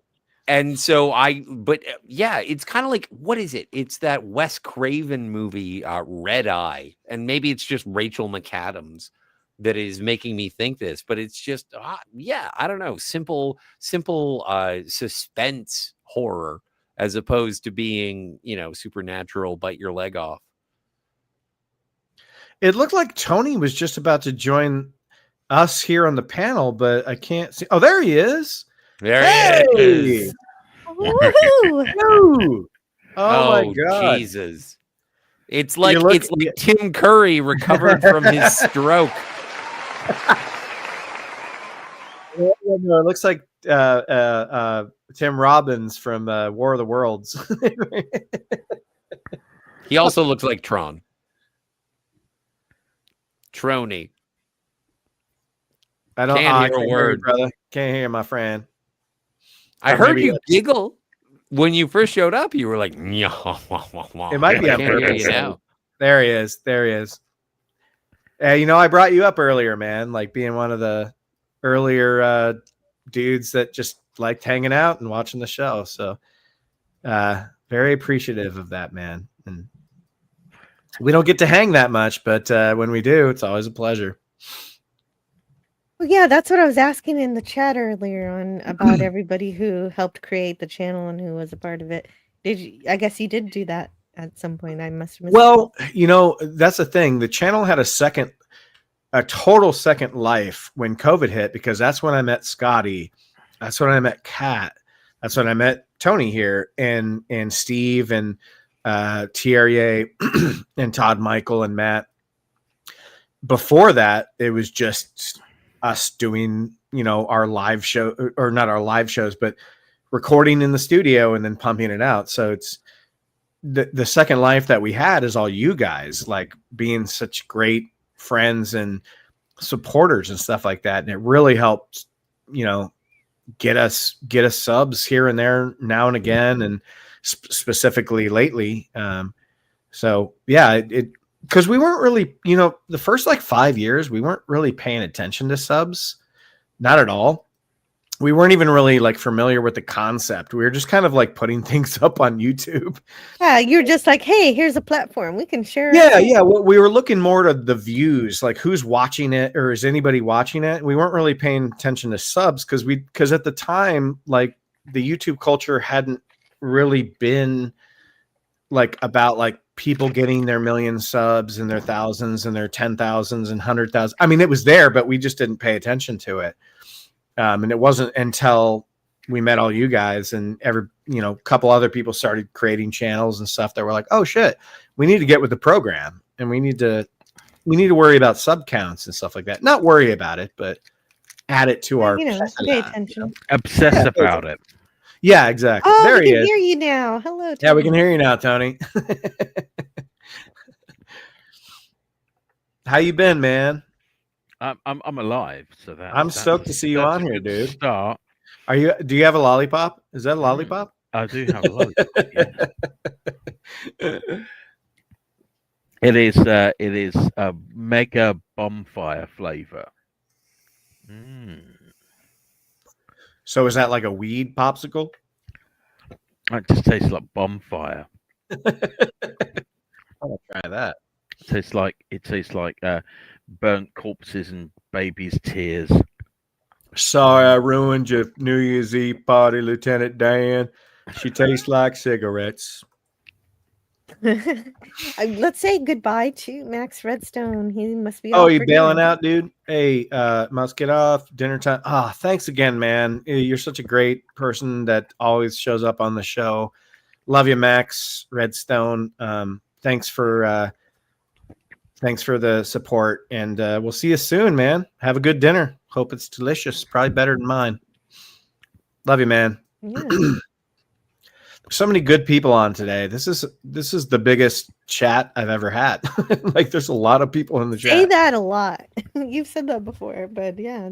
Well, I repeat myself quite often, Jill. I do that all the time. Well, we do have a lot of great people here today, and I'm glad that they're here to celebrate this achievement. It's just great. Scotty said BRB. Yes, he did. Yeah. I'll be right back. Oh, here he is. Gregory Hines? Hey, that's his old room back in the basement. So, Tony, we were talking about movies that we're looking forward to that haven't come out yet. Do you have any that you're thinking about? What is that? This is a friend of mine co-wrote this with the director of Star Crash. Oh my God! You mean the David Hasselhoff movie? Yeah, indeed. This is the script for the sequel that never happened, and they had to change, obviously because of copyright, they had to change the name from Stellar Star to Lunar Diamond. And I've just been reading this, and hopefully, or perhaps, we might be able to do a live read through at some point of it. But yeah, that's a thing. I kind of like Star Crash. I know it's goofy and stupid, and it's a Star Wars ripoff with David Hasselhoff. And isn't it? It's Italian. It's Italian, right? Yeah, written, directed by Luigi Cozzi. Yeah. It's kind of a fun movie. Yeah, but yeah. So I'm trying to get. I haven't actually asked him yet, so I don't think I'm not sure because the fact that they just published this as a book rather than made a film out of it. But yeah, this was a thing that happened or didn't happen. Star Crash. They're making well, obviously what's her face? the start of Star Crash, and it's just got my mind's blank now, because that's what happens every day. Is that she's just brought a autobiography out, so I want to get that and read that at some point. And yeah, sorry, my brain's just gone into neutral. Sorry, but yeah, That's cool though. That they released the script even though they're never going to make the movie. A Yeah, lot of times when they have a sequel, they don't do that. So that's lucky. Yeah. It's gonna. Here's the girl who's been making so much noise. She's been making so much noise. Oh. She likes to scream. Yeah, she likes to scream. She's very dramatic. She's very dramatic. All right, baby. Oh, Caroline Munro. Caroline Munro. That's it. There you go. Caroline Munro, who of course was in a Bond, 2 Bond films, right? I think she was in Moonraker. She got blown up, and I think she was in one of the other Bond films in a very minor role. But yeah, spoiler alert for Moonraker. I've seen up to Moonraker, so you're good. Oh, that's good. Today. Yeah, I haven't seen the rest of Bond yet, but I'm working on it. Working my way through slowly. I might watch another one soon. I've still only ever seen like a handful of Bond movies. I've seen Dr. No, I've seen Goldfinger, I've seen Majesty's Secret Service, and then I didn't see anything else really until View to a Kill, and then I saw all the the 2 Timothy Dalton ones, which are probably my favorites, and then I saw the Pierce Brosnan ones just because they were everywhere. And I didn't see any of the Daniel Craig ones in theaters. I saw all those eventually, but not until they were out of theaters. So I have a lot of catching up to do. I've seen 13. I've seen the first 13. But now I need to see For Your Eyes Only next. And then Octopussy. Yeah, it's... I did see Aquapussy. It's Matt Monro, Shirley Bassey, Tom Jones, Nancy Sinatra, Louis Armstrong, Shirley Bassey again, Paul McCartney and Wings. That is the theme tunes in order, in chronological order, just in case you wanted to get really specific. Not all of them, just a few. I'm not a psychopath. Clearly.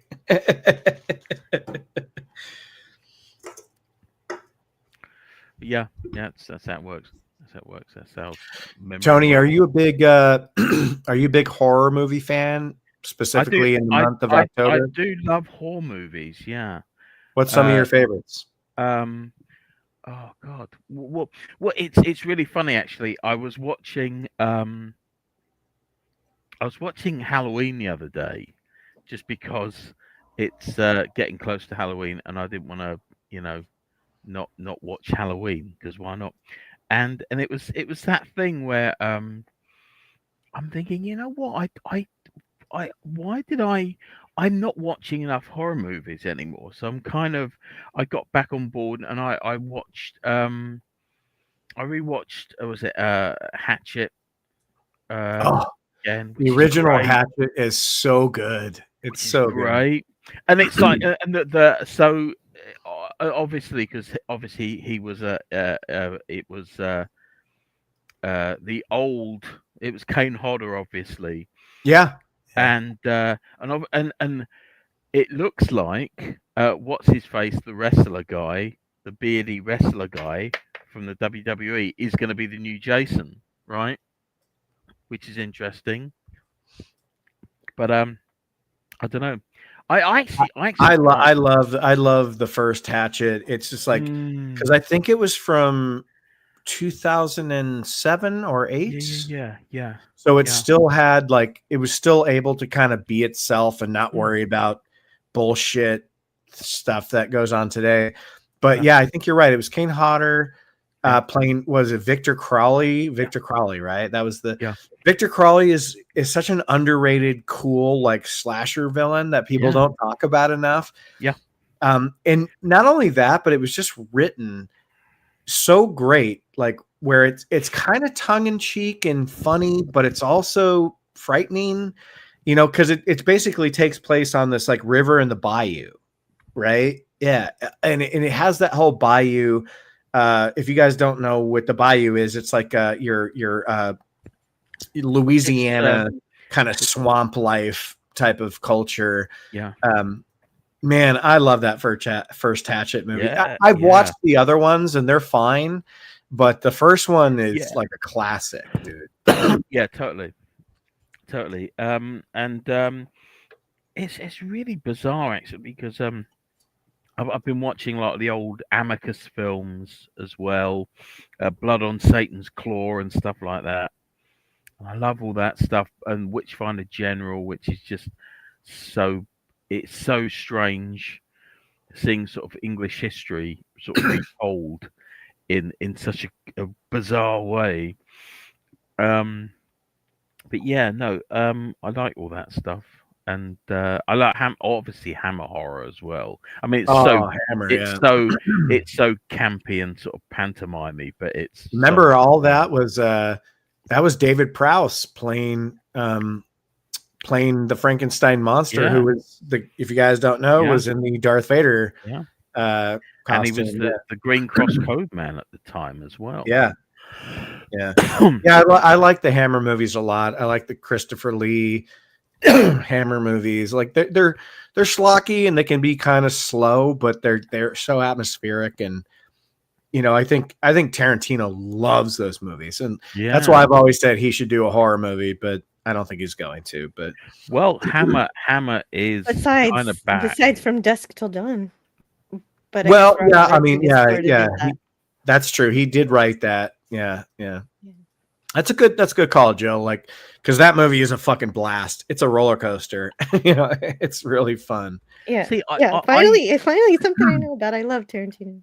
Well, speaking about Star Crash, I would love to see Tarantino do a really bonkers R-rated space opera.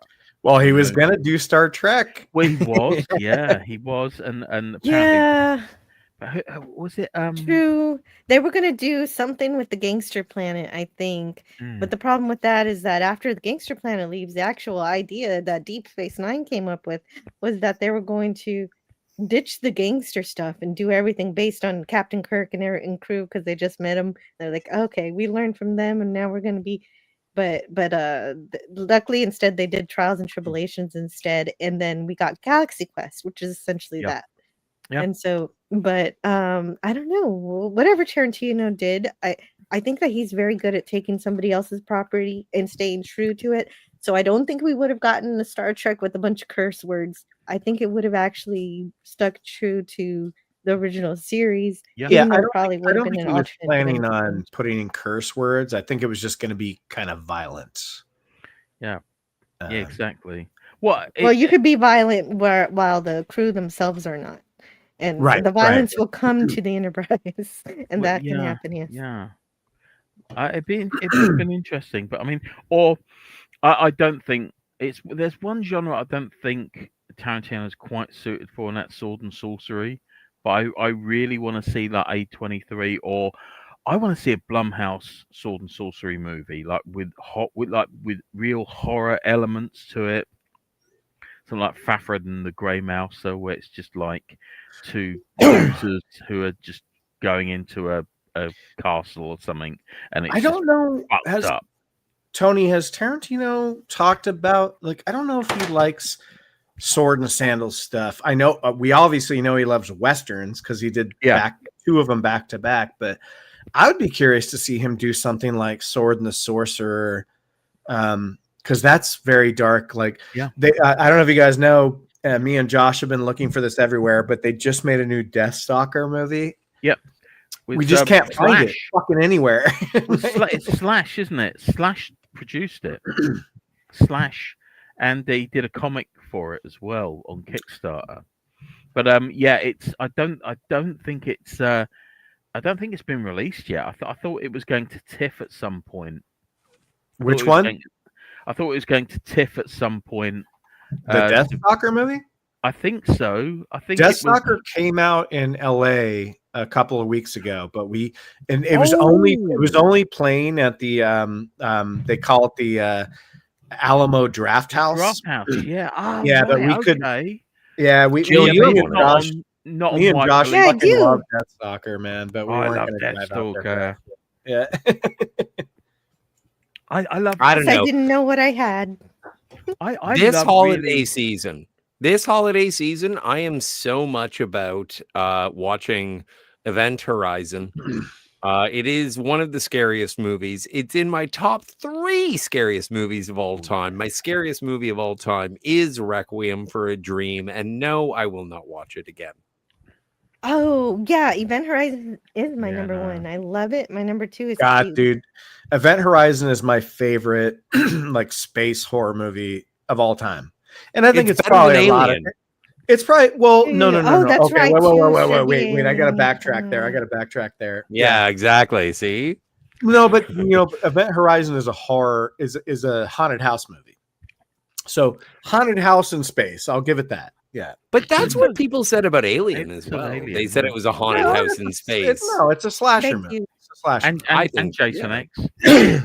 Well, Jason X is obviously the best of all 3. that does have some of the best kills I've ever seen, like putting a chick's head in frozen whatever the hell that was, Yeah, and then you- bashing yeah. it into oblivion is pretty Isn't great. that the one where Jason goes into the holodeck and then Yes. he gets like one of the Crystal Lake girls They who is put, just they put him in smoking like a weed? fucking Star Trek What? holodeck, and they Oh yeah, yeah.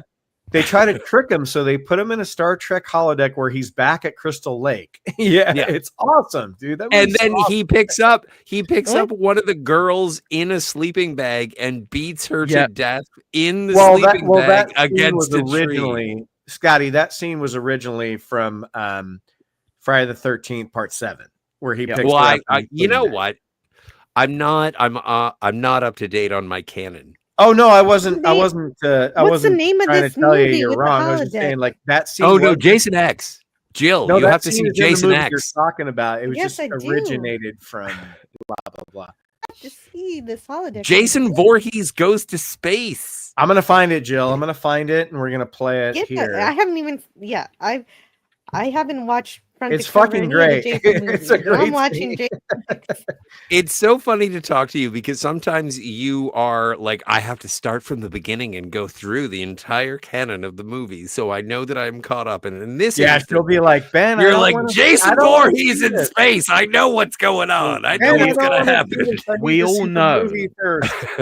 We all know what the greatest scene from a Friday the 13th movie is, and that is Kevin Crispin- Bacon. No, that is Chris. Oh, Glover's- yeah, no, you're right. Crispin You're right. Glover's crazy Where's the dancing. corkscrew? Where's the corkscrew? Yeah, the dance. The dance. Yeah, the dance. But then him saying, "Where's the corkscrew?" Oh my. Okay, I got it. Oh, this is so fucking great. Sleeping bag scene. You guys ready? Yeah. Jill, you're here, right? Yes.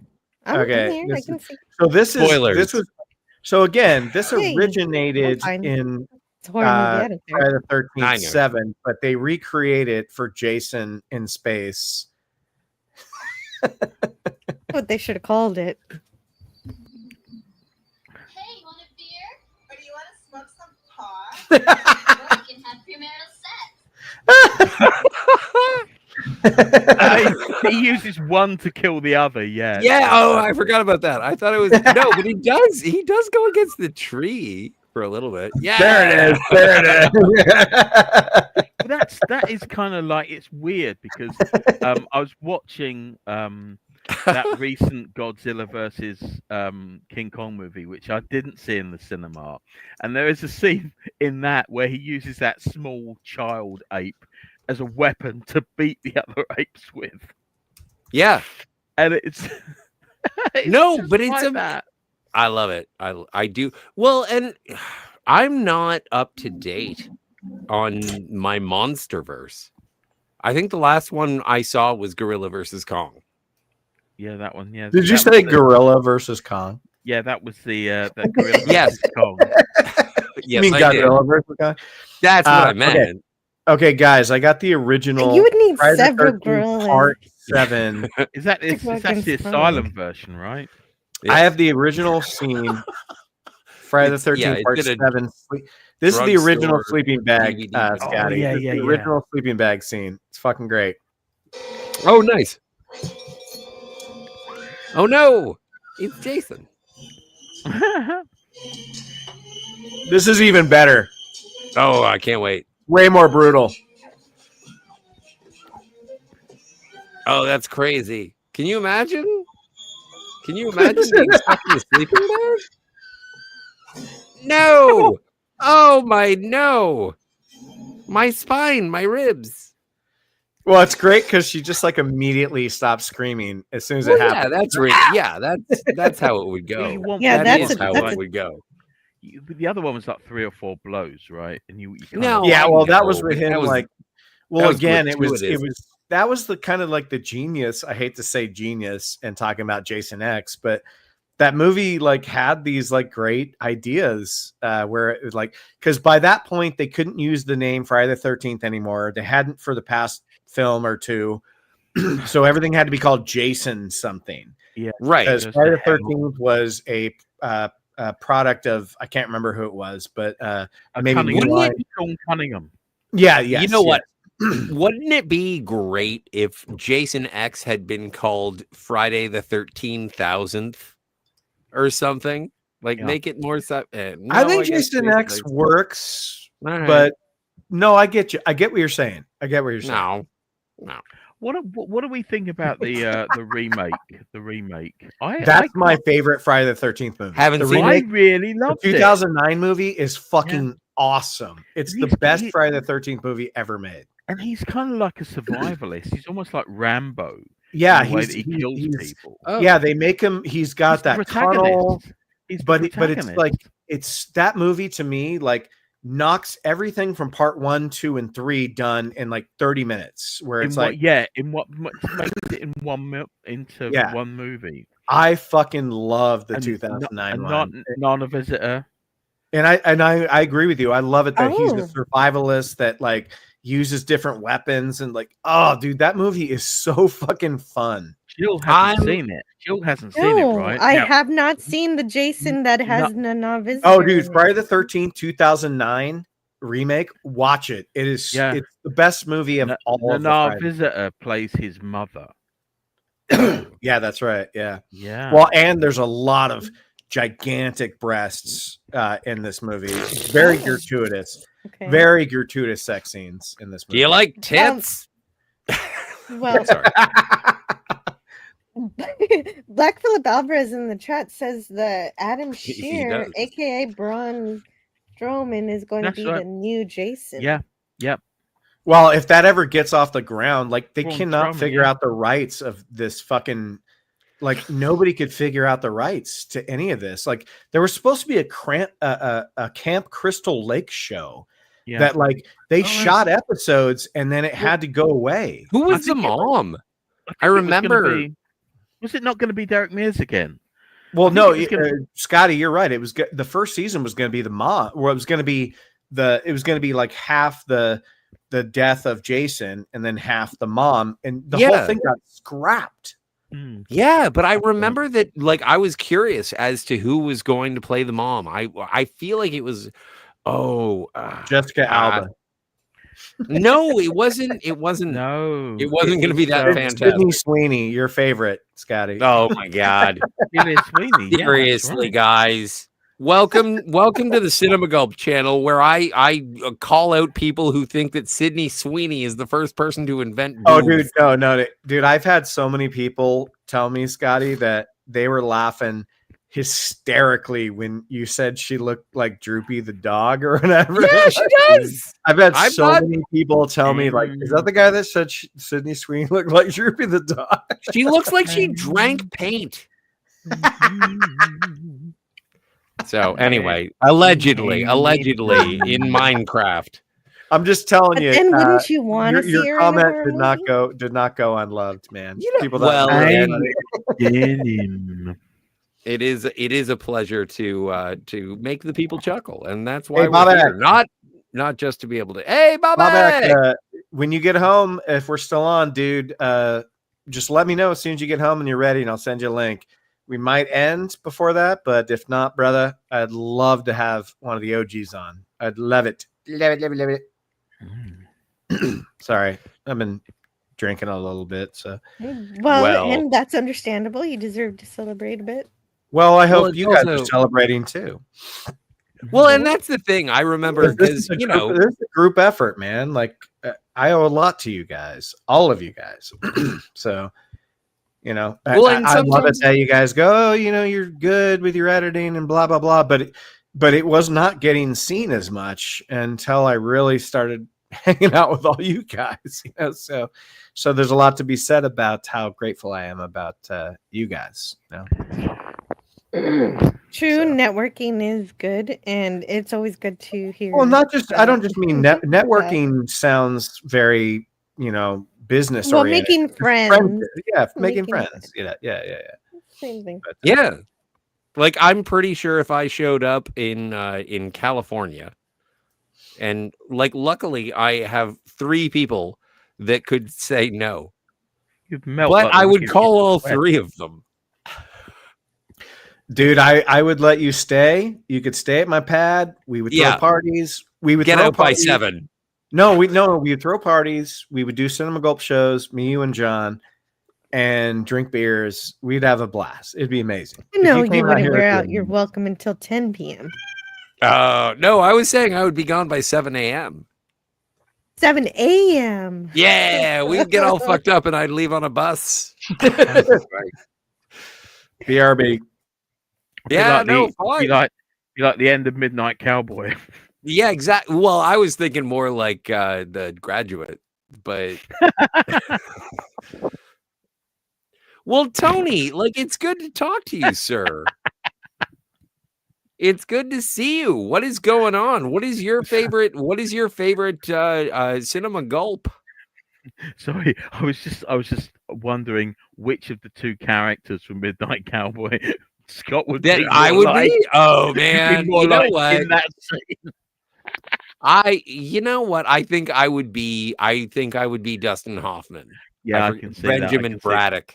You'd be virtually dead, but not quite. You'd be basically pickled anyway. But but the end of that movie is that he thinks he has a plan, and just because of the brilliant cinematography and direction of that scene is that spoiler alert, by the way. Well, for a fucking movie came out in 1969, yes. And so anyway, at least. And so yeah, no, at the end, the director just lets it roll, and all of the decisions of the movie are encapsulated in these 2 characters being like, oh, this is a bad idea. Oh, it's a bad idea. This is not no. Maybe. Hopefully. No, I don't think so. Oh, no. And I love that. That is the ambiguity of a movie that you cannot do again, is to be like, where are these characters? And it's like, oh man, I don't know if they know. That is something that was magical about that film. I've never seen it. I've only seen the ending. So I'm spoiling Scotty, it don't because you mean haven't seen it, don't like it? Isn't that no, your thing? I'm saying haven't seen it, wanna love it. Okay. Don't forget, I got 2 categories here. I got haven't seen it, don't like it, and I got haven't seen it, wanna love it. Yeah. It's like End of Days. Oh God, yeah. Haven't seen it, wanna love it. And then there's Lego. Choir boy. You're a choir boy compared to me. Choir boy. Yeah. Oh, I love that movie so much. I 6. saw that in the cinema. Good. Yeah, me too. I did too. How could I not see Arnold Schwarzenegger versus Satan? Yeah, well, Gabriel Byrne as Satan. Really good. Really right. Good. Oh yeah. That was pretty on point. The only, you know what? I wish that Robin Tunney hadn't been the lead actress. Oh, she's cute. I like her. I wish, Yeah, Robin Weigert instead. like any other person who was in The Craft, I would have been okay with. You know what? That's my baby Nev Campbell, man. My Yeah, I girl. would have been okay. Nev Campbell would have been great. What about Nev Campbell. Me and Scotty share a big love for some Nev. We love our Nev. Weird nipples, though, right? What? Sorry. What about the nipples? Her nipples look. You know the stickers that come on you know the Chiquita stickers that come on bananas. That's kind of Sure. what her nipples kind of look like. I've never seen Nev Campbell's nipples. That's awful. Actually, I apologize. I've never seen her nipples either, though. I Nev wouldn't Campbell. mind seeing them. But Nev Campbell, I apologize for saying that your nipples look like the stickers on a banana. Sorry. I just want to make that official. I'm looking at you, Nev Campbell. Not think you it's true, but you specifically, just your apologize. nipples. See, you don't get that problem with Fairuza Balk, though. I'm just saying. Oh no, I know. Her areolas are a foot wide. They're like an Alan Partridge plate. Her You get entire that mammary gland is an areola. Sorry. Anyway, Oh, this is oh, ridiculous. But yeah, our apologies to both for Fairuza Balk and Nev Campbell. Yeah, I apologize deeply and unreservedly. I apologize to both of these wonderful human beings. I only have one nipple. Right in the middle. I'm a cyclops. A Niclops, a Niplops, A man clops? and a Noplops. I hey, don't know. Scotty, It's- what Yes. was that? What was that Red Letter Media video? Or when they were doing the spooktacular, it was like devil, demon, doll from Oh, hell. yeah. No, it's Black Devil Doll from Hell. Yeah, Black Devil doll from hell. Yes. I tried to find a copy of it. It's very expensive. There is Black Devil Doll, which is a movie that was made in 2011. That is not the movie you're looking for. What you're looking for is the 1984 Black Devil Doll from Hell. Unfortunately, it is rare. I'm just And- looking for a trailer to this fucking movie. I don't What the think odds- there's. What are the odds? It's literally just on YouTube. Yeah, you That's could what- that's probably what just I'm get it looking on for. YouTube. Yeah. Do you need a 4K steelbook of Black Wow. Devil Okay. Doll from Hell? I don't like to steal things from other people's. Well, I'm not. This isn't from somebody else's channel, but I do want to play this because this is just so fucking funny. It's so funny. All right, better be, bitch. Bitch.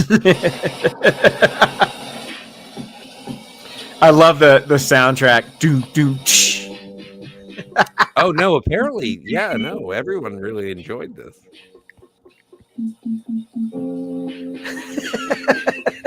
This is a Red Letter Media film, right? No, this is an actual factual film from No, I'm just saying 1984. That's what I'm saying. This is the sort of film they would have on their show. Well, yeah, if they could afford, like this is how Space Cop should have been filmed. And I'm just saying this is a film they would review on their show. No, yes, it is. It Did is. do- They did. I don't mean that. Oh they're my gonna make- god. Oh yeah. I'm Rick James, bitch. Oh wow. Okay. This just shows you like it shows you how bad like these movies are where like they don't understand editing. It's like why is this taking so fucking long? Yeah. Well, Well, cocaine they're- is a hell of a drug. They're building they're building tension to see Yeah. what's the baby doll gonna Well, do. no. Oh no, he looks evil. That's cool. Like they do have like control of the eyelids. Well, it's a ventriloquist dummy, so they usually do. Yeah. Well, I don't know. I've never had Listen one. to that room tone. Oh no, don't. She's gonna be naked.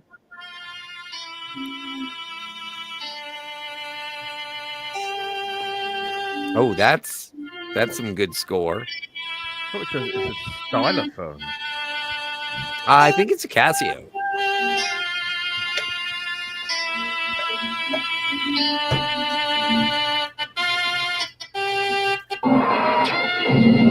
Oh no! I don't know what the Meanwhile- fuck is going on. What just happened? Oh no, they're the baby It's a doll, doll attack? the black doll from hell, But everything jumped was on good. jumped on the lady. But it happened just so too fast, and then No, like, it's what stylistic. It's There stylistic. it is. That's Oh, are enough. we gonna get the sex scene? All right, let's hear that again. It is New Rick ringtone. James. It is Rick James. Now you smell my breath, taste my tone. The guy that made Oh, this wow, soundtrack is the next John Carpenter. I gotta tell you. I think he should have gone on to better That things. child. It's got a child to drag her into the bathroom. Yeah.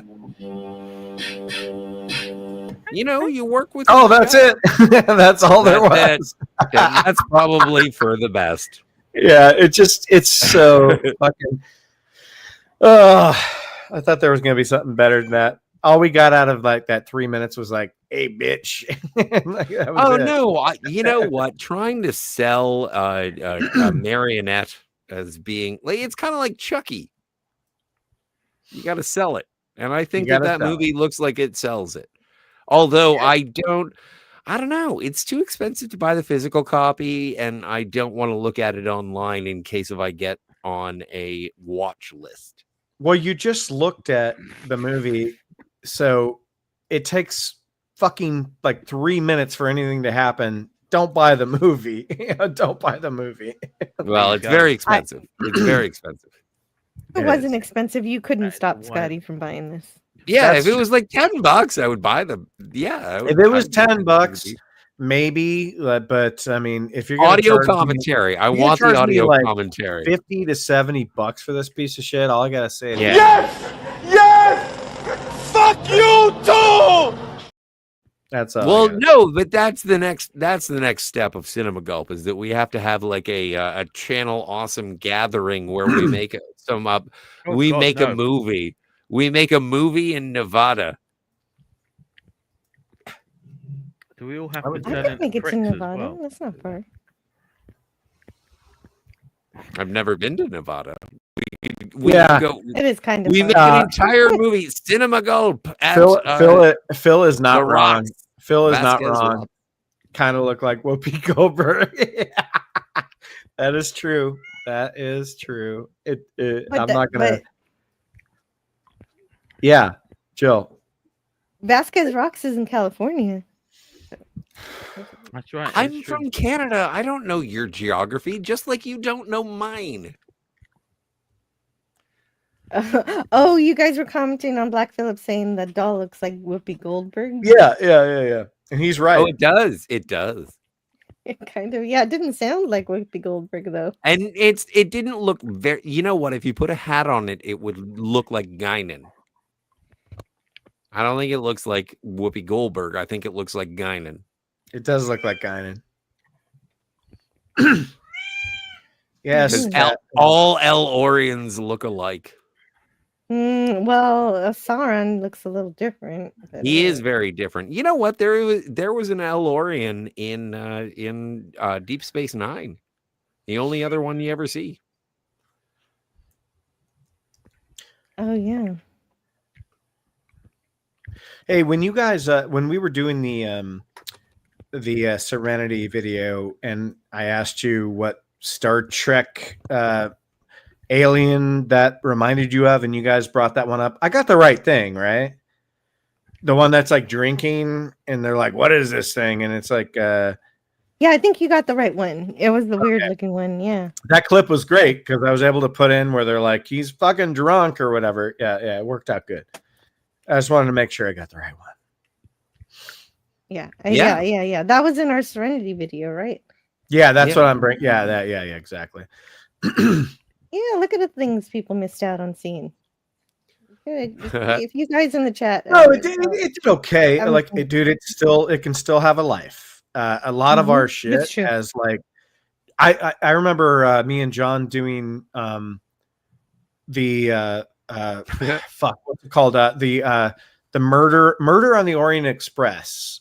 We did the Kenneth Branagh one that came out, and then we did a show called Chasers where we talked about the two of the movies at the same time, the original with Albert Finney and then the new one. And like no one watched it. And then like years later, we're like, oh shit, like this thing started picking up traction and it got like a couple of hundred views like years later. You never know. You never know. That's true. That's true. Sometimes it'll find its audience in the future. It will. Yeah. Have you seen all four of them now?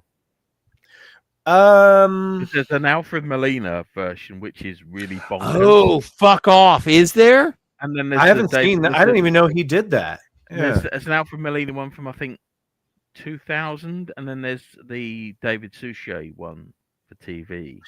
I just love the Albert. I hate love that the guy. Albert I Finney hate one that where guy. the Albert Finney one is great because he's sleeping at night with a mask and then also a mask for his mustache. It's so fucking great. We've got the hair, the hair net on. Yeah, the stash, man. Ironically, I think Agatha Christie said that she thought Sean Connery had a. It's like one of the descriptions was that he had the best moustache in Europe, and Agatha Christie said that he didn't even have the best moustache in the film. Really? Because Sean Connery's moustache was just epic in that film. Agatha Christie sounds like a Harlan Ellison. Well, I say in the review it sounds like a type of chip, Agatha Crispy. So yeah, There's Agatha Fisty. Yep, that's the other type of chip. So here's you can see our mustaches here. I'll bring them up real quickly. I won't. Oh, right. Let's vote on mustaches. I'm willing. Yeah, we got. This was John's idea to just get some crazy mustaches going. So we had our mustaches here. I like that one. That's good. He's got the big one, and then they get bigger as the show goes. Start with you. Let's compare these casts. So Albert Finney plays Poirot, the star detective in Poirot. A ton of other names in the cast. We got. He's the one who died. You're from California without telling me you're from California. Okay, here now the mustaches get a little bit bigger. Oh here, wow, right? A little. He looks just like Kenny Everett as Marcel Way, the French hairdresser. If you don't know that reference, Google it. Oh, now I look like Colonel Sanders in this one, which I like. Yeah, it's fine. I like the gloves. Anyway, well that adds to the Kentucky Fried Chicken version of it. Anyway, yeah, that was fun though. That was a fun. That's funny. And that video Wearing a didn't do broom. well, and then all of a sudden it started to pick up steam. You never know, Jill. Like Very cool. That's Jill, true. Jill, I Wow. remember Jill the day that like you just started blowing up. Like you had no idea that was happening. It just like happens. Yeah, like, I holy had like shit. 500 and something subscribers, I had over 600 subscribers, and then in just the like span of a day or two. the show you were doing just like caught the algorithm, and people were just like, oh shit, yeah, that was so cool. That was so fucking cool. Yeah, it was. It was totally unexpected, and it climbed 700, 800, 900,000. It never happened any other time, but that was the dream. Well, you're doing so good now. I mean, since then, like you're at like Mhm. 1,500 now, or over 1,500. 1400.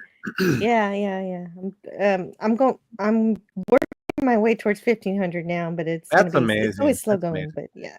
Well deserved. Well deserved. Thank you. Oh, I'm gonna play something funny just for no reason whatsoever. I don't know why. It's just it always makes me laugh.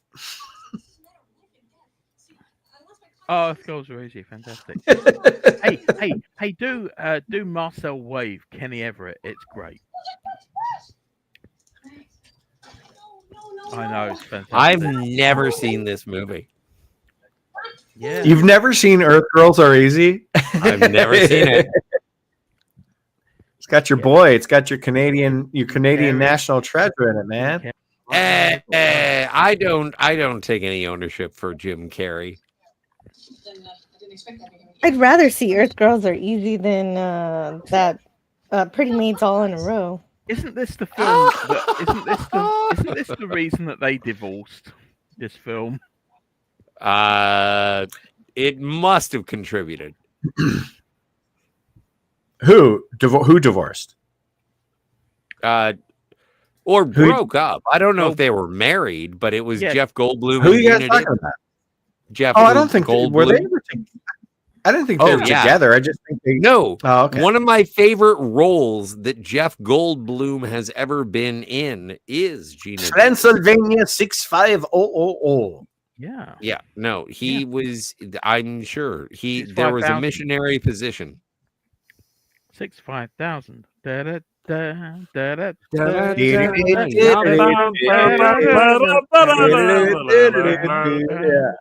I love that shit, man. Transylvania 65000. Yeah, her that had fucking Michael Richards in one of his first. Well, yeah, he was really he was all over the place in terms of supporting Igor's.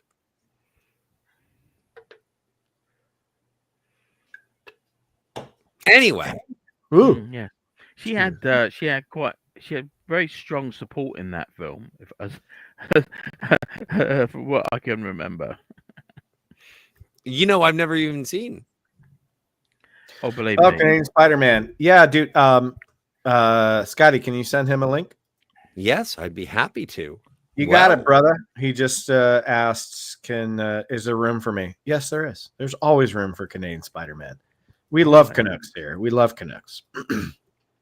Suri. Is that how you say it? Suri. Yeah, that is exactly how you say it. That's what it's all about. Trust me, people make fun of California accents all the time, and I get it. It makes sense. I was going to end it, but we have Bobak and Canadian Spider-Man coming on, so we might just keep it going a little longer if you guys are okay. You guys can bail anytime you need. Oh, I love it, Scotty. Are you smoking inside? No, it's a pen. Oh, it's a pen. It's a pen that looks like a cigarette. It satiates my desire to smoke. Scotty, get one of these, dude, and you can do it inside.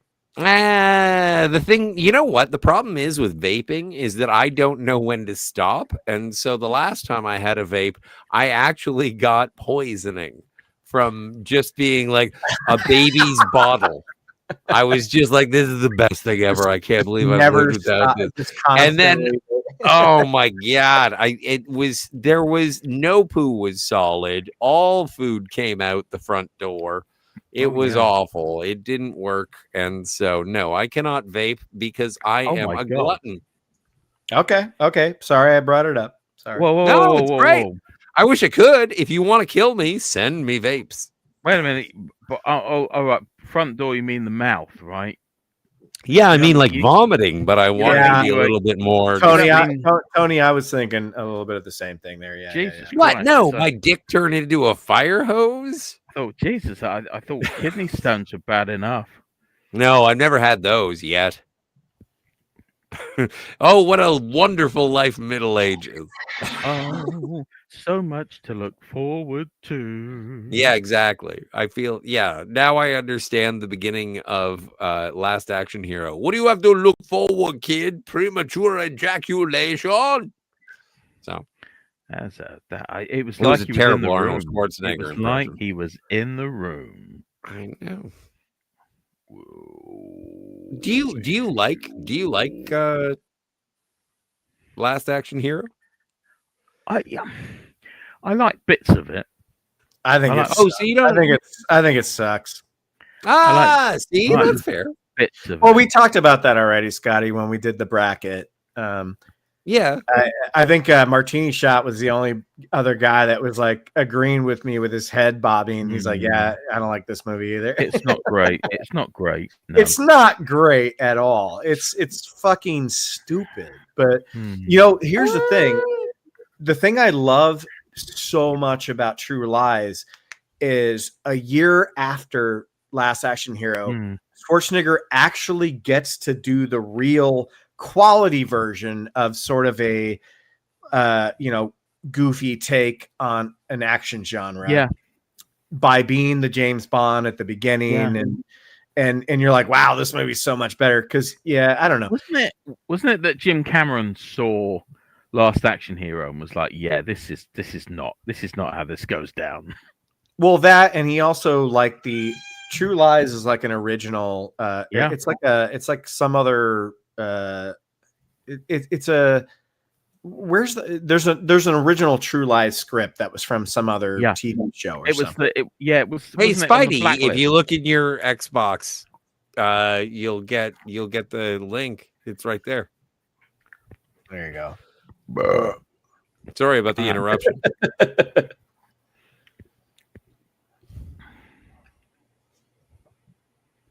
Hey, he got his Xbox. Can you let him in? No, Scotty. Yeah, you can. Yeah. Canadian Spider-Man is in the house. Hello and congratulations on Thanks, man. subs. Thank you, brother. That is fantastic. Man. Hola, Congratulations. Hey, Tony, I don't think I've streamed with you, but hello. Hello, Scott and Canadian Jill. Hello, Spider-Man. Ooh, hey, Spidey. That sounds like an Aussie accent a little bit. No, he's not from Australia. Why do you think he's a criminal? Ah, either one. I mean, I'm a criminal, but Yeah, but you weren't sent to a gulag. You weren't sent to SETI Alpha 5. Not yet. no, no. I have lived in places though, that are like a prison. Okay. Bognor 1,000 Regis. subs. That's a big mark. That's just fantastic. Yeah. Hey, thanks, brother. Yeah, I mean, I said earlier on in the stream, it's like it's kind of ridiculous that we're celebrating it after being on, YouTube for 10 years, but it is what it is, And most of this was just meant to talk about the people that have helped us get there. Jill, Scotty. Hey, dude, I like your haircut, man. You cut your hair. I had to, in Texas, because it was just so bloody hot down there. It was fantastic. Yeah. Kind of wish I was there. It was fantastic down there. So, that's why I'm wearing the shirt. Come and take it. What is it? Oh, I can't see. What? It looks like it's Canon. And it pumpkin says carving with Michael. I thought it was a star with a doobie. It kind of does look a little bit. It does look like a joint. It does look like I thought it was. Yeah, no, I thought it was. Anyway. Hey, come and take my doobie. Try it. Yeah, exactly. Your T-shirt is a Rorschach.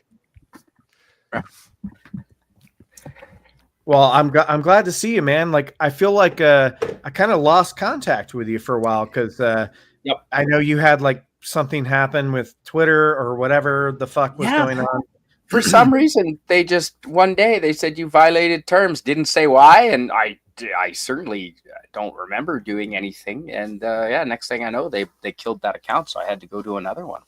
If they do it again, screw it. You're losing my business, Twitter. You hear that? Yeah. Maybe you didn't realize you were on camera while you were beating off. Who knows? Did you say that the Cybertruck sucks? It might have been. Well, no, it might have been. Probably. I got Christian Harloff blocked me because I said one bad thing about something they did. Like that guy's an idiot. 5 years, and it was like, okay.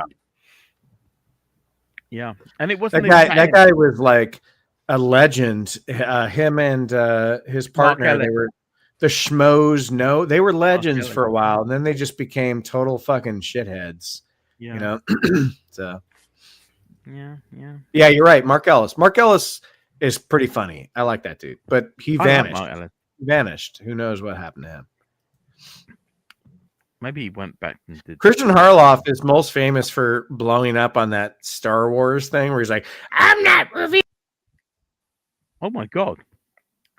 Can you Well, just Ben has been removed from the internet Yep, for he said saying something. anything about Christian Harloff. I'm so glad you're here.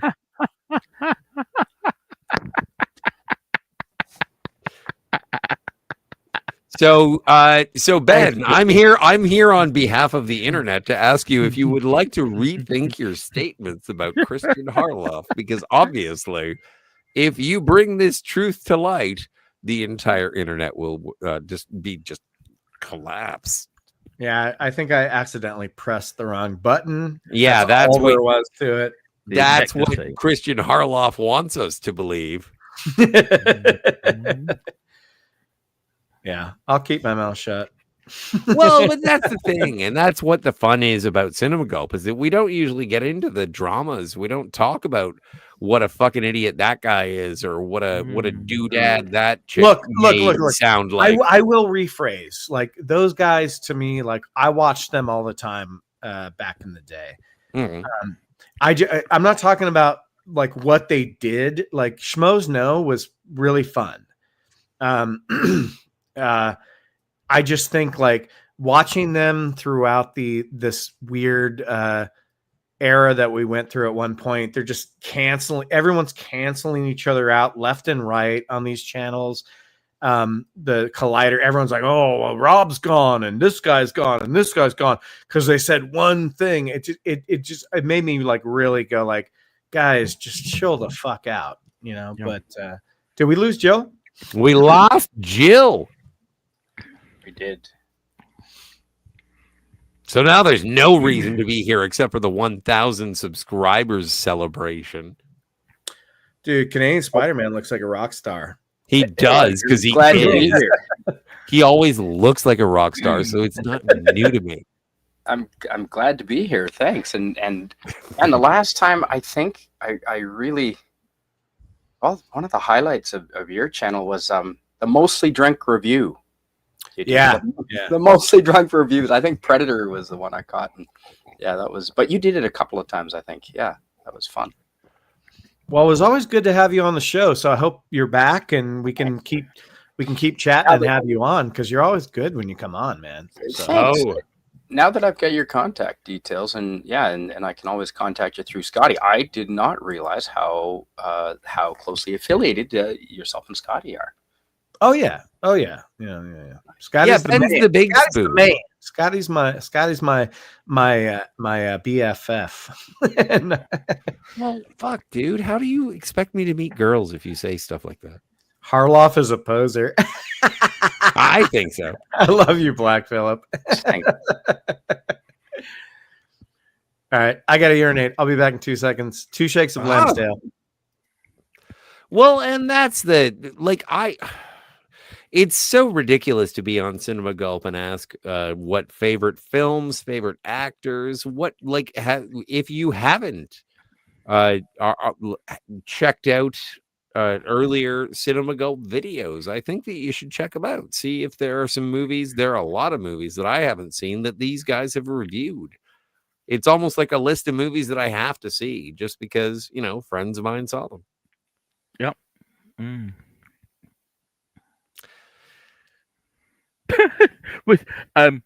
So anyway, we're talking about when we talking about the what things you would like to see adapted, right? Oh, and so they're making another version of Carrie for some weird fucking reason, and it's like the point I made is that they haven't even adapted Stainless Steel Rat into a movie yet, and they do another version of Carrie. It's like, what is the point in existing anymore? Well, it's so strange when it comes to Carrie, just because it is like it's kind of perfect.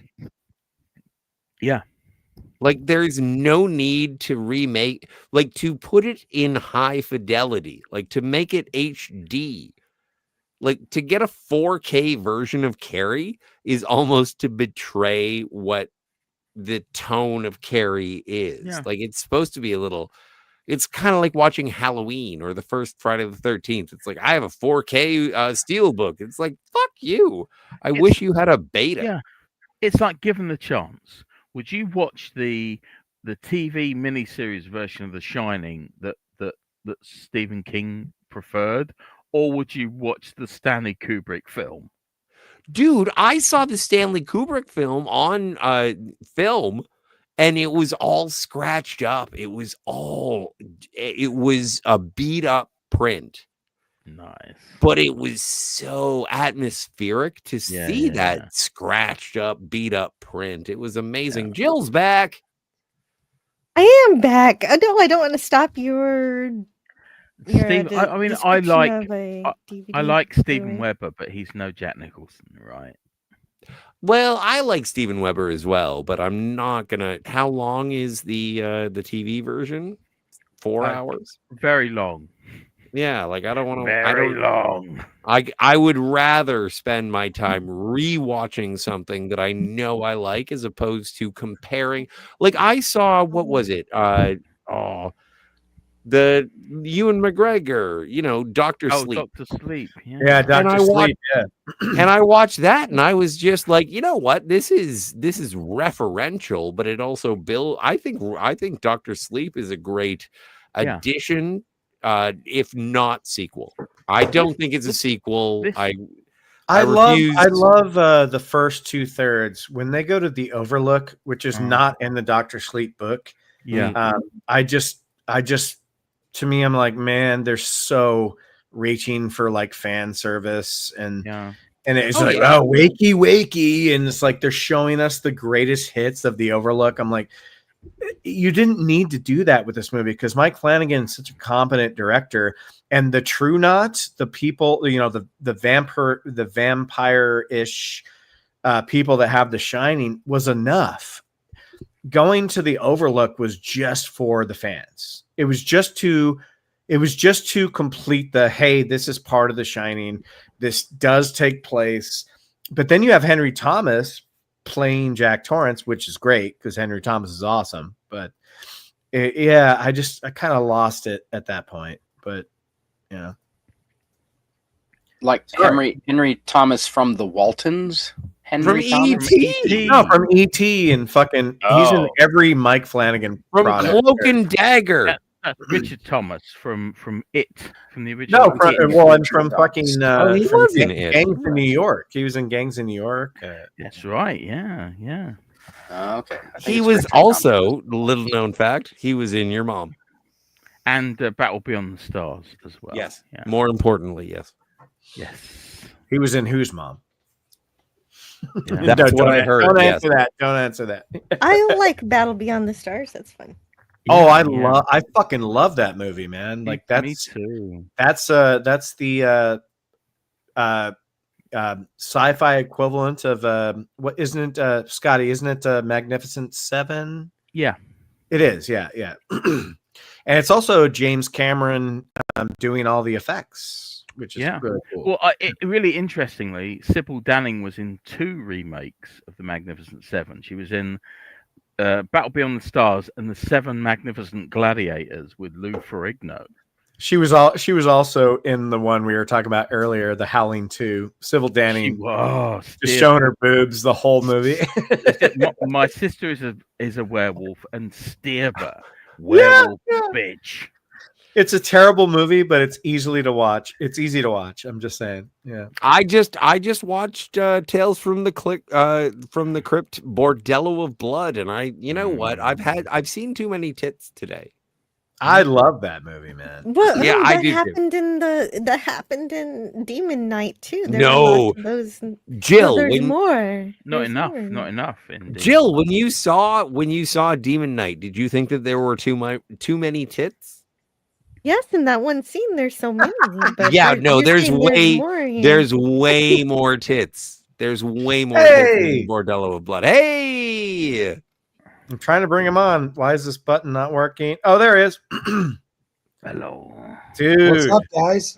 What's going on? Hello. Bobak deserves. He Happy deserves. 1000th. He Cheers. deserves one of these, man. Congratulations.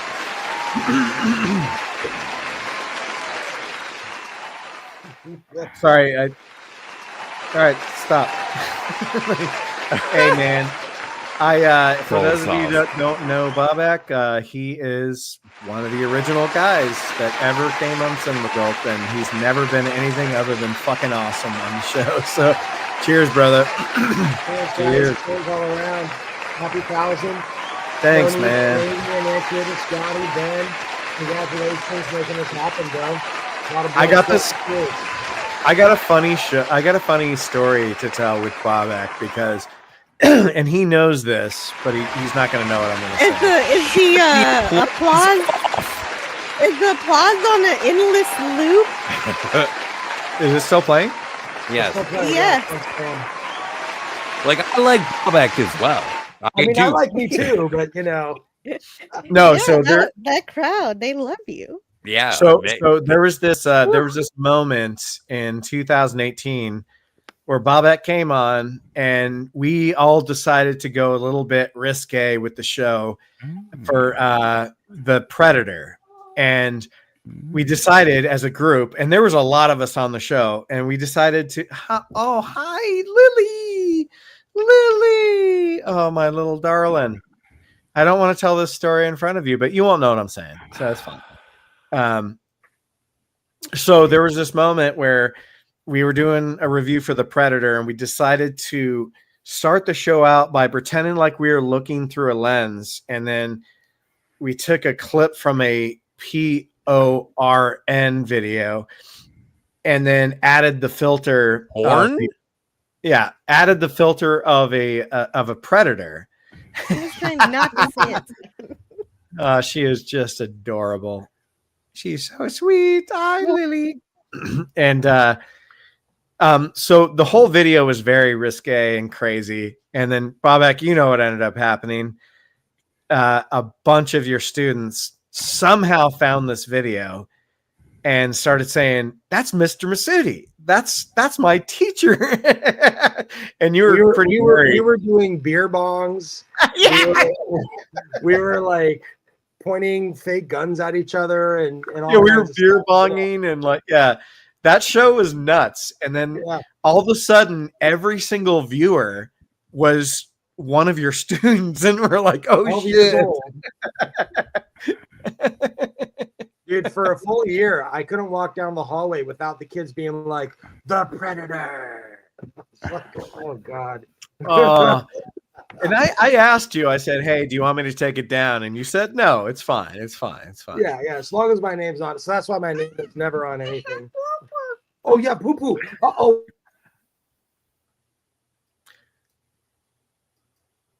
I've had to do that 15 times today, Lily. You're good. You're good. So I love that you guys have been doing this. The 1000th subscriber was like what, a day or two ago? It was yesterday. Yeah. Yesterday. Excellent. Dude, what was the tipping point? Like what do you credit the success to? Like what got that 1000th? Jill, right there in the middle. Well, yeah. So he was around 983 subscribers, and I said 17 left. I can handle that because I do have an audience and people who listen to me, and so I go around. I just shared out his channel, and I went around to different live streams, and I said, "Hey, you guys, do you know about Cinema Gulp? He's amazing. He's a videographer. He actually films real life kind of movies, and he films." I was going to ask. He's I was great. going to ask if you suggested that he go into ASMR now, because that's how you get 1 million subscribers right these days. I don't know if I could do that. Jill definitely could do that. People Definitely. have requested that of me. Oh but my I God, don't know Jill- if I'd be Jill's voice- comfortable doing that. Well, Jill's voice is so soothing. If she was just like opening up like mail, like, "Oh, now I'm going to open up some mail." I could listen to that. There's no fucking way I could do it because I'm just too loud. You know, there's just no way. Yeah. Can you whisper this into the microphone, but don't read it before. Don't read it before you whisper it, but just whisper it live.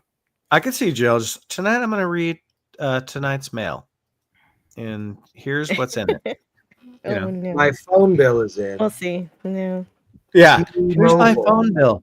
I spent 375 hours off of yeah.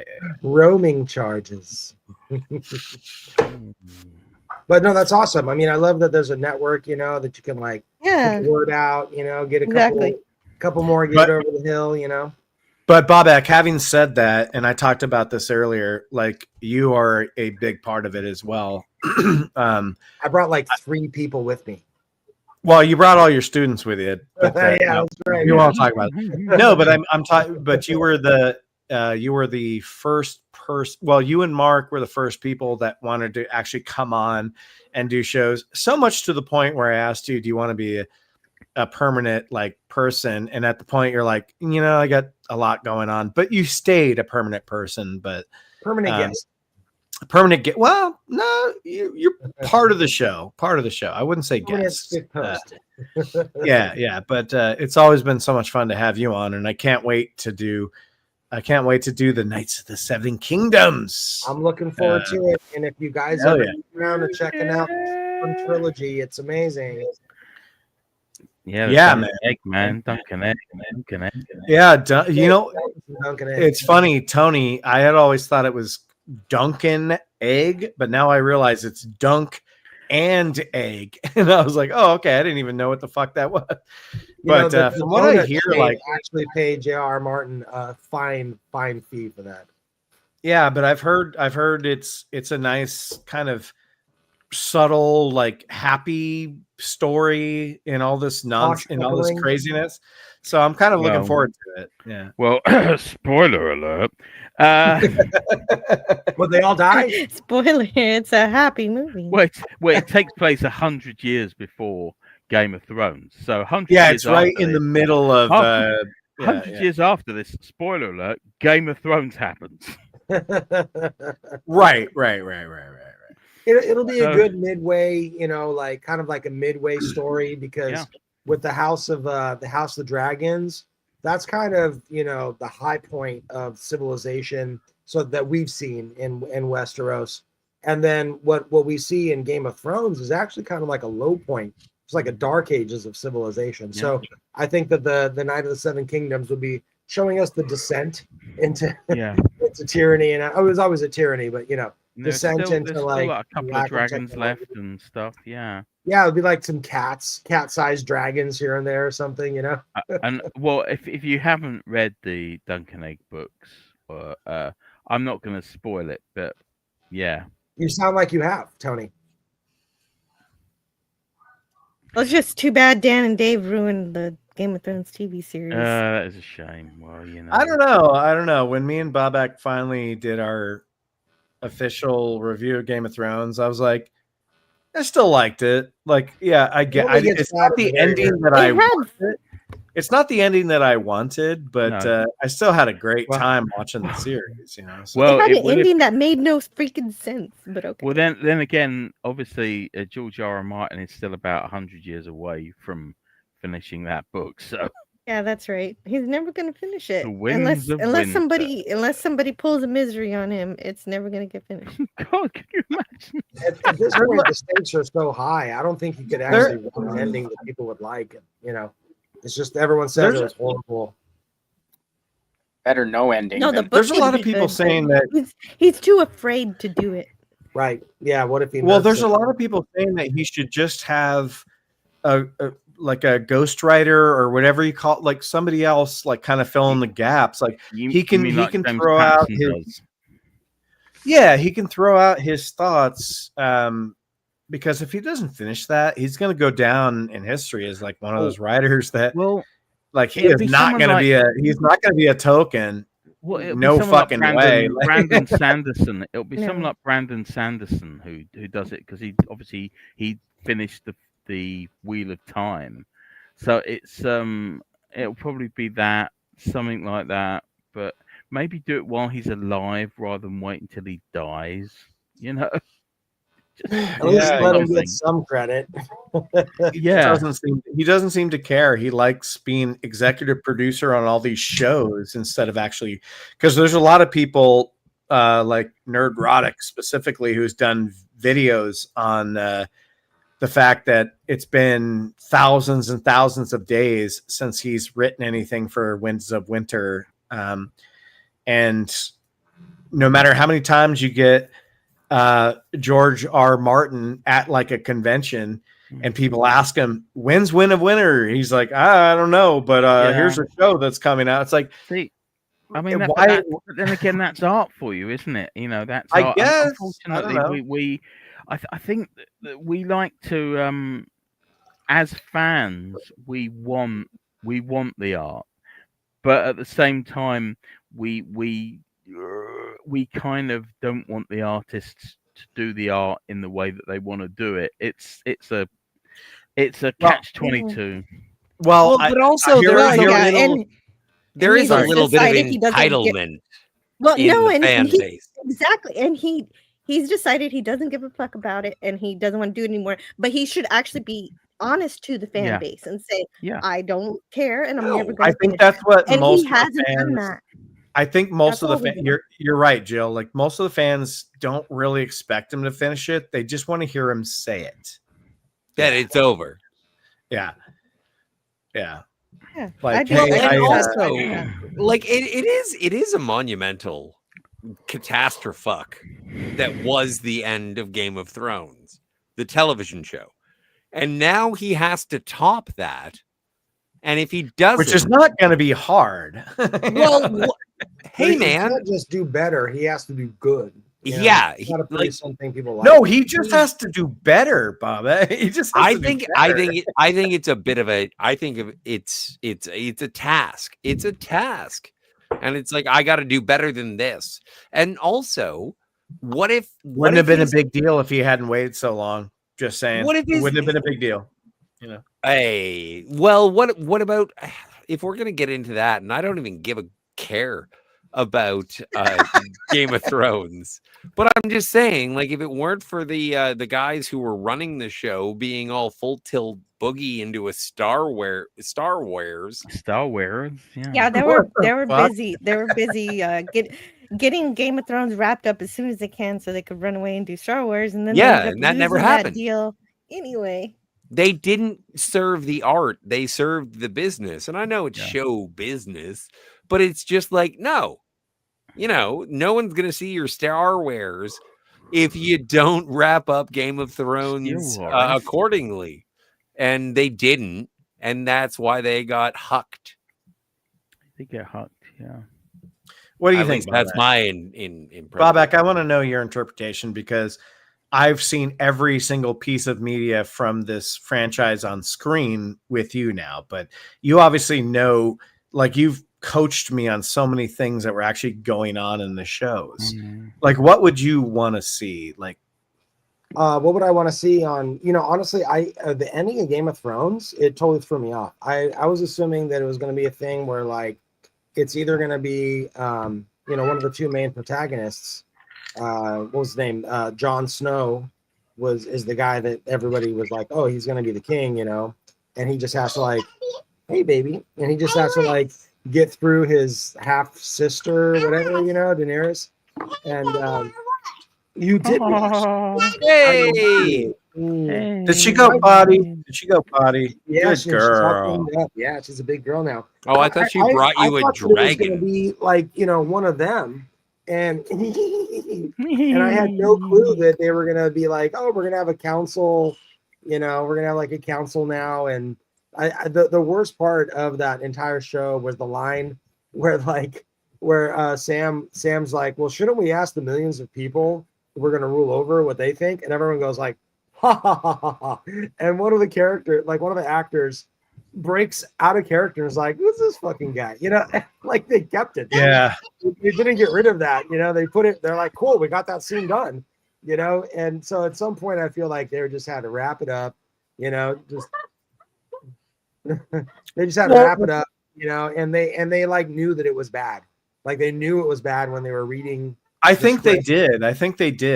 They just because what were those guys' names? Like Benioff and Weiss. Was that who it Weiss, was? yeah. Something like that, yeah. So they were like offered like a Star Wars trilogy. So there's a lot of speculation that they were just trying to end this show. I don't know if that's true or not or whatever, but it's like there was these moments like, because again, I'm the freshest person to have just watched Game of Thrones. I just watched it. Me and Bobak over the summer, we did like a show for it. I loved it. I mean, So much fun. So good. I don't discredit it for the ending being bad, even though it's not what I wanted it to be. But there's moments where you're like, why? What's his name? Bobak Reek. What's his name? Yeah. Reek is the name he got. No, but what's Yeah. the guy's Greyjoy. name? The family's What's name it? is Greyjoy. Yeah, Greyjoy. I forget it's Theon. Theon Greyjoy. Theon Yeah, should have killed the Night King, and I've been like, holy shit, that's awesome. Yeah, the problem would've with that is and Arya just jumps out of the sky from nowhere. Out of no fucking where, dude. Out of space. Yeah. Yeah, she was Yeah, just doing her like stealth ninja move, just running the whole time, you know. But I mean, it was she great. got Like I love Matrix that flying she got powers. the kill. Yeah, I love that she got the kill. And my favorite thing about that was that the move she used to kill the Night King was the same move that she used to defeat Brienne when they were doing their like sparring for fun in my favorite episode, which was the wagon train. And it's where you see Arya. She pulls out this tiny little stabber thing that she calls like Stinger or something. And, Brienne of Tarth has a broadsword and she's in full armor. And she's like, you can't fight with that, my lady. And Arya's like, I promise I won't hurt you. And they're like, oh, okay. And she pulls the move where Arya's jumping in on Brienne. Brienne catches her hand. She drops the dagger to her other hand. It just goes up. And it's like, I got you, and that's the same move that she used against the Night King, which I love that they had that kind of continuity, but they didn't really have like in the actual scene, they didn't set it up so it was believable, and that's kind of like where things fell apart. Like everything in the, like if you actually had a group that was trying to stop the Night King and the Night Walkers from like marching over all of humanity, they wouldn't have been up at fucking Winterfell. They would have been down further at like this bottleneck on the island. And they would have, so it's just, it didn't make any sense, And, Well, there was another problem with the Night Walkers themselves. That was bad because it had Star Trek Picard season 3 problems. It was too dark. No one could see anything. And no one could see the battle. It was supposed to be a big battle. Good point. Good point. And so then they like did the thing where all the Dothraki like swords all light up on fire just so you could see them all die. Yeah, but that's also, that's a stylistic choice. If you're fighting people in the dark and you put swords on fire, that looks good, doesn't it? It looks cool, and it made sense It's the only because like thing that's you one of could the see only on the things that screen. would kill I him. guess. But whatever, I don't know. I haven't seen about it. I don't give a care. dude, you got to check it out, man. It's No, fucking- I do not, and I will not. Also, You know Arya what? never finished her kill list. Anyway, sorry.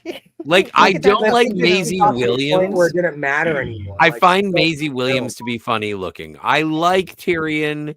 I do like Charles Dance. It's too bad, spoilers about Alec Trevelyan.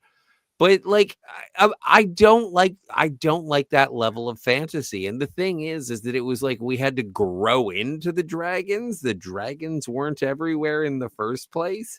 It's like, oh my god, it just seems weak sauce. Like I don't like Lord of the Rings, but at least Lord of the Rings throws you in the deep end and looks at you and says, "Swim, bitch."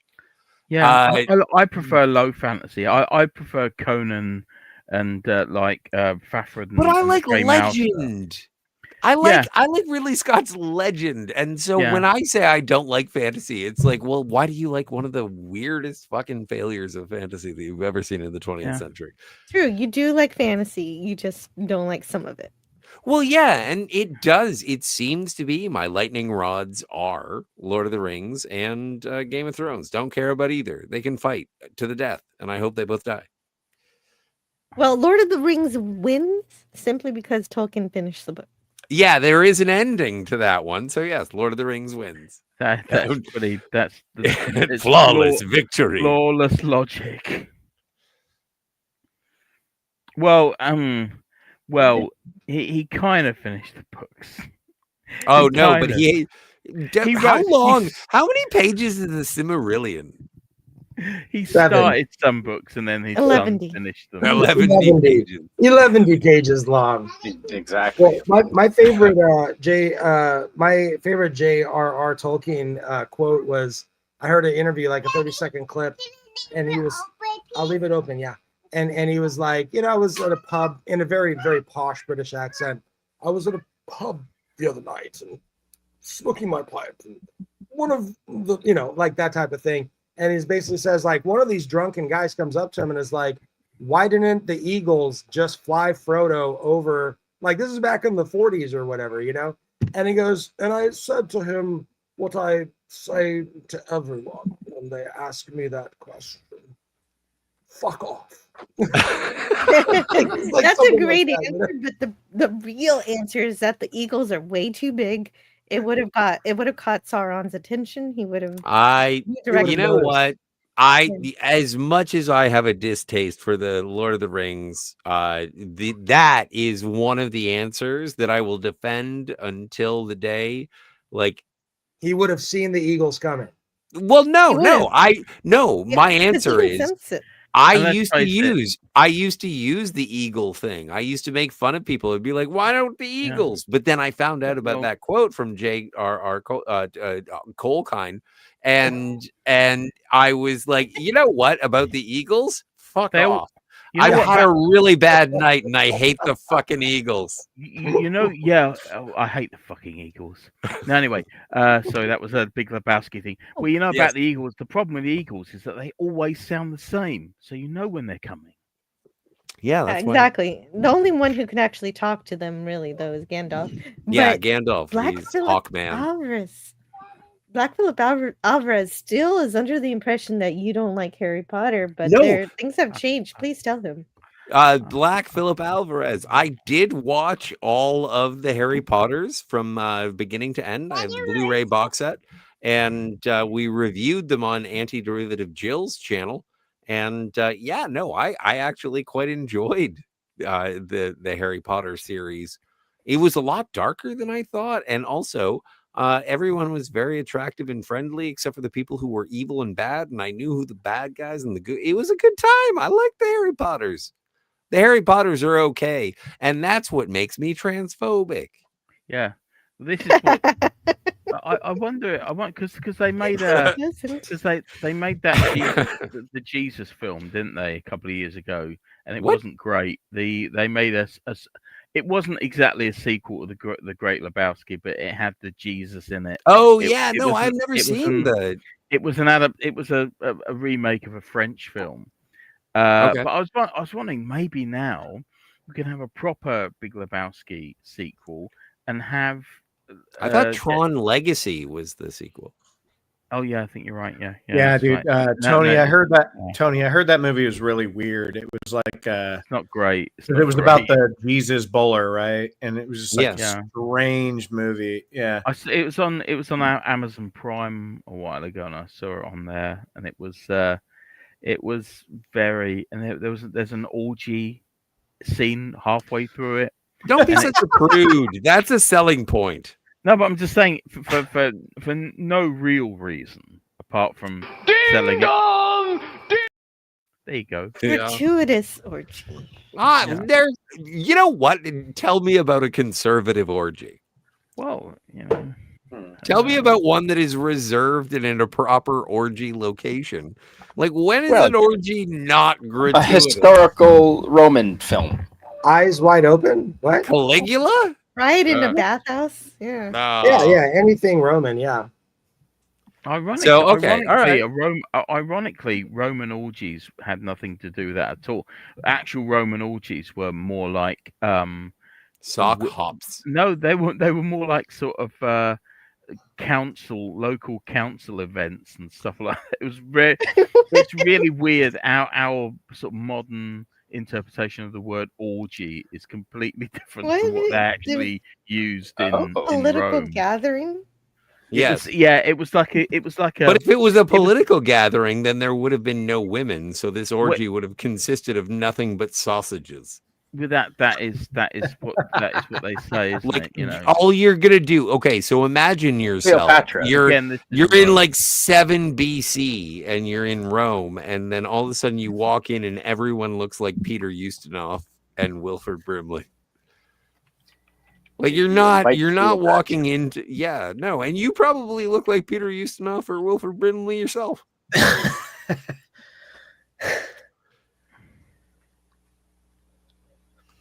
Yeah. If it were, 4 or 7 BC. But it's weird about Rome because orgies were actually quite saintly affairs. But they had some of. So the what do you do most with these orgies fucked if they are I saintly? don't believe you, Tony. I don't believe you at all. But they I had don't know some of what's the- going on, man. I don't know. I think it sounds like he's done a lot of research. But they Is had he- some of the most fucked up graffiti in human history. Like, do you have a website? No, not on me. No. All right. The protein's got to go if you want to say goodbye to protein. Hey, protein. Oh. Yeah, see, that's what happens when you start talking about orgies. See you, Later, brother. protein. Hey, thanks for being here, man. Thanks for being here. Love you. Talk to you soon. Yeah, I actually got to get baby to bed too, but it's been Yeah, been man. real, guys. Thank you so much for having me. Cheers all around, Ben. Congrats again. Hey, Babak, you're one of the Thank you. you're one of the main guys, man. So Hell love yeah, you so guys. much. Drink it up, drink it up. We drink our cinema. Woo! We're doing it. All right, love you guys. Baby, come say bye bye. Say bye bye. Oh, now she's Bye, Lily. Bye, Lily. Okay. Love you, says girl. bye-bye. Bye, Lily. All right, All right. guys. Have a good one. Yeah, you too, brother. Later on, bro. Good night. Have a good night, guys. Cheers. I got to call it quits tonight, too, guys. I Well, hate then to do let's it. get the fuck out of here. What are you doing, wasting? Well, no, I just no, I've been having so much fun, but I just looked at the time. Part-timer I'm now, like, Ben. yeah, I got a busy day tomorrow. Yes. But, Gotta go kill it. So But I just want to say real quickly, everybody that I've met, you guys are all the people that I've met online. I hate to say that word, but and you've been such a big part of the channel, and I love you for it. And thank you, Scotty, for just always being such a good guy to be on the show with and doing shows with, and I'll obviously, sharing the channel every chance you get. I love you, man. Like you're one of the greatest people. I don't like streaming with many people more than you, so you're an amazing guy, and I love working with you. It's always fun. We always have fun. So, Thank you. It is a pleasure to play with you. And Canadian Spider-Man, it's so seeing you with your haircut, man. You look so much more handsome. You look very handsome. thanks. I don't know about You were that, but ugly yesterday. I have toque hair. I had a toque on all day. It's been freezing, but I'm you know what? I just checked, and I definitely got notifications on. So I hope to be around more. When in wintertime, I'm in the house more because it's friggin' cold outside. So I will be around more this winter, and you will see me around. Let's do some shows together, man. Yeah. Let's chat and do some shows because I like having you on the channel. So let's do I'm it. thrilled you came and talked travel on my show. I'd love to have you on. The more chance I get to stream with you, Ben, the better it is. Absolutely. Same here, brother. Same here. And Tony, you're such a good dude, man. I love you don't show up in the San Miguel chat often, but when you do, it's always pretty fucking funny. So, and I appreciate you being on here tonight, man. And I like it that you watch our stuff and you like it. So I love you for it, man. I love you for it. And Jill, I mean, I've already said so much about how much what you've done the past couple of, well, not just the past couple of days. You've been doing it for a long time, but I just really appreciate it. Yeah, I do it for the past 2 times that you reached 100 when you were reaching 900 and then Yeah, 1,000. you did. 900 was easy. That was weird. It was just in like a couple of hours. I don't know how that happened. But you asked me or you said, I don't know why you do this. And it's true. I don't do this for every channel. I don't look at somebody's channel and say, oh, they're really close to 1,000. Let's push it. And so there's definitely something very special and unique about your channel, about how you present yourself, how your passion for everything that you do, all the movies that you watch, and I like to learn more. And I always feel anytime I come on your show that, man, I'm not qualified to be here. I haven't seen half of these movies, but it's just so much fun to talk about them with you and to learn. And this is if you need film school, this channel is, one of the best. I always feel the same way when I'm on your channel. I'm not qualified to be here, but I'll do my best. Yeah, I know Star Trek, but everything else, I'm working on it. Well, you guys are bangers. Everybody sitting here right now, I love you guys, and thank you so fucking much. And this is just the beginning. I guess we're starting a new thing. This time next year, 10,000. Yeah, sure. On the road to 100,000. Come on. This is why I can't be a content creator, because I would be like, by this time next year, 1,500. Well, you guys. 1,500 by next year, but not. Hopefully by this time next year, 2,000. Well, Jill, you're pretty much there. So yeah. Mm. Well, everybody have a great 1,500 night. for Christmas. You want 1,701 for New Year's. I want to leave it to Scotty to say the final sign out. You know what it is. We drink your cinema. Later, guys. Good night. Good night, everybody. Good night.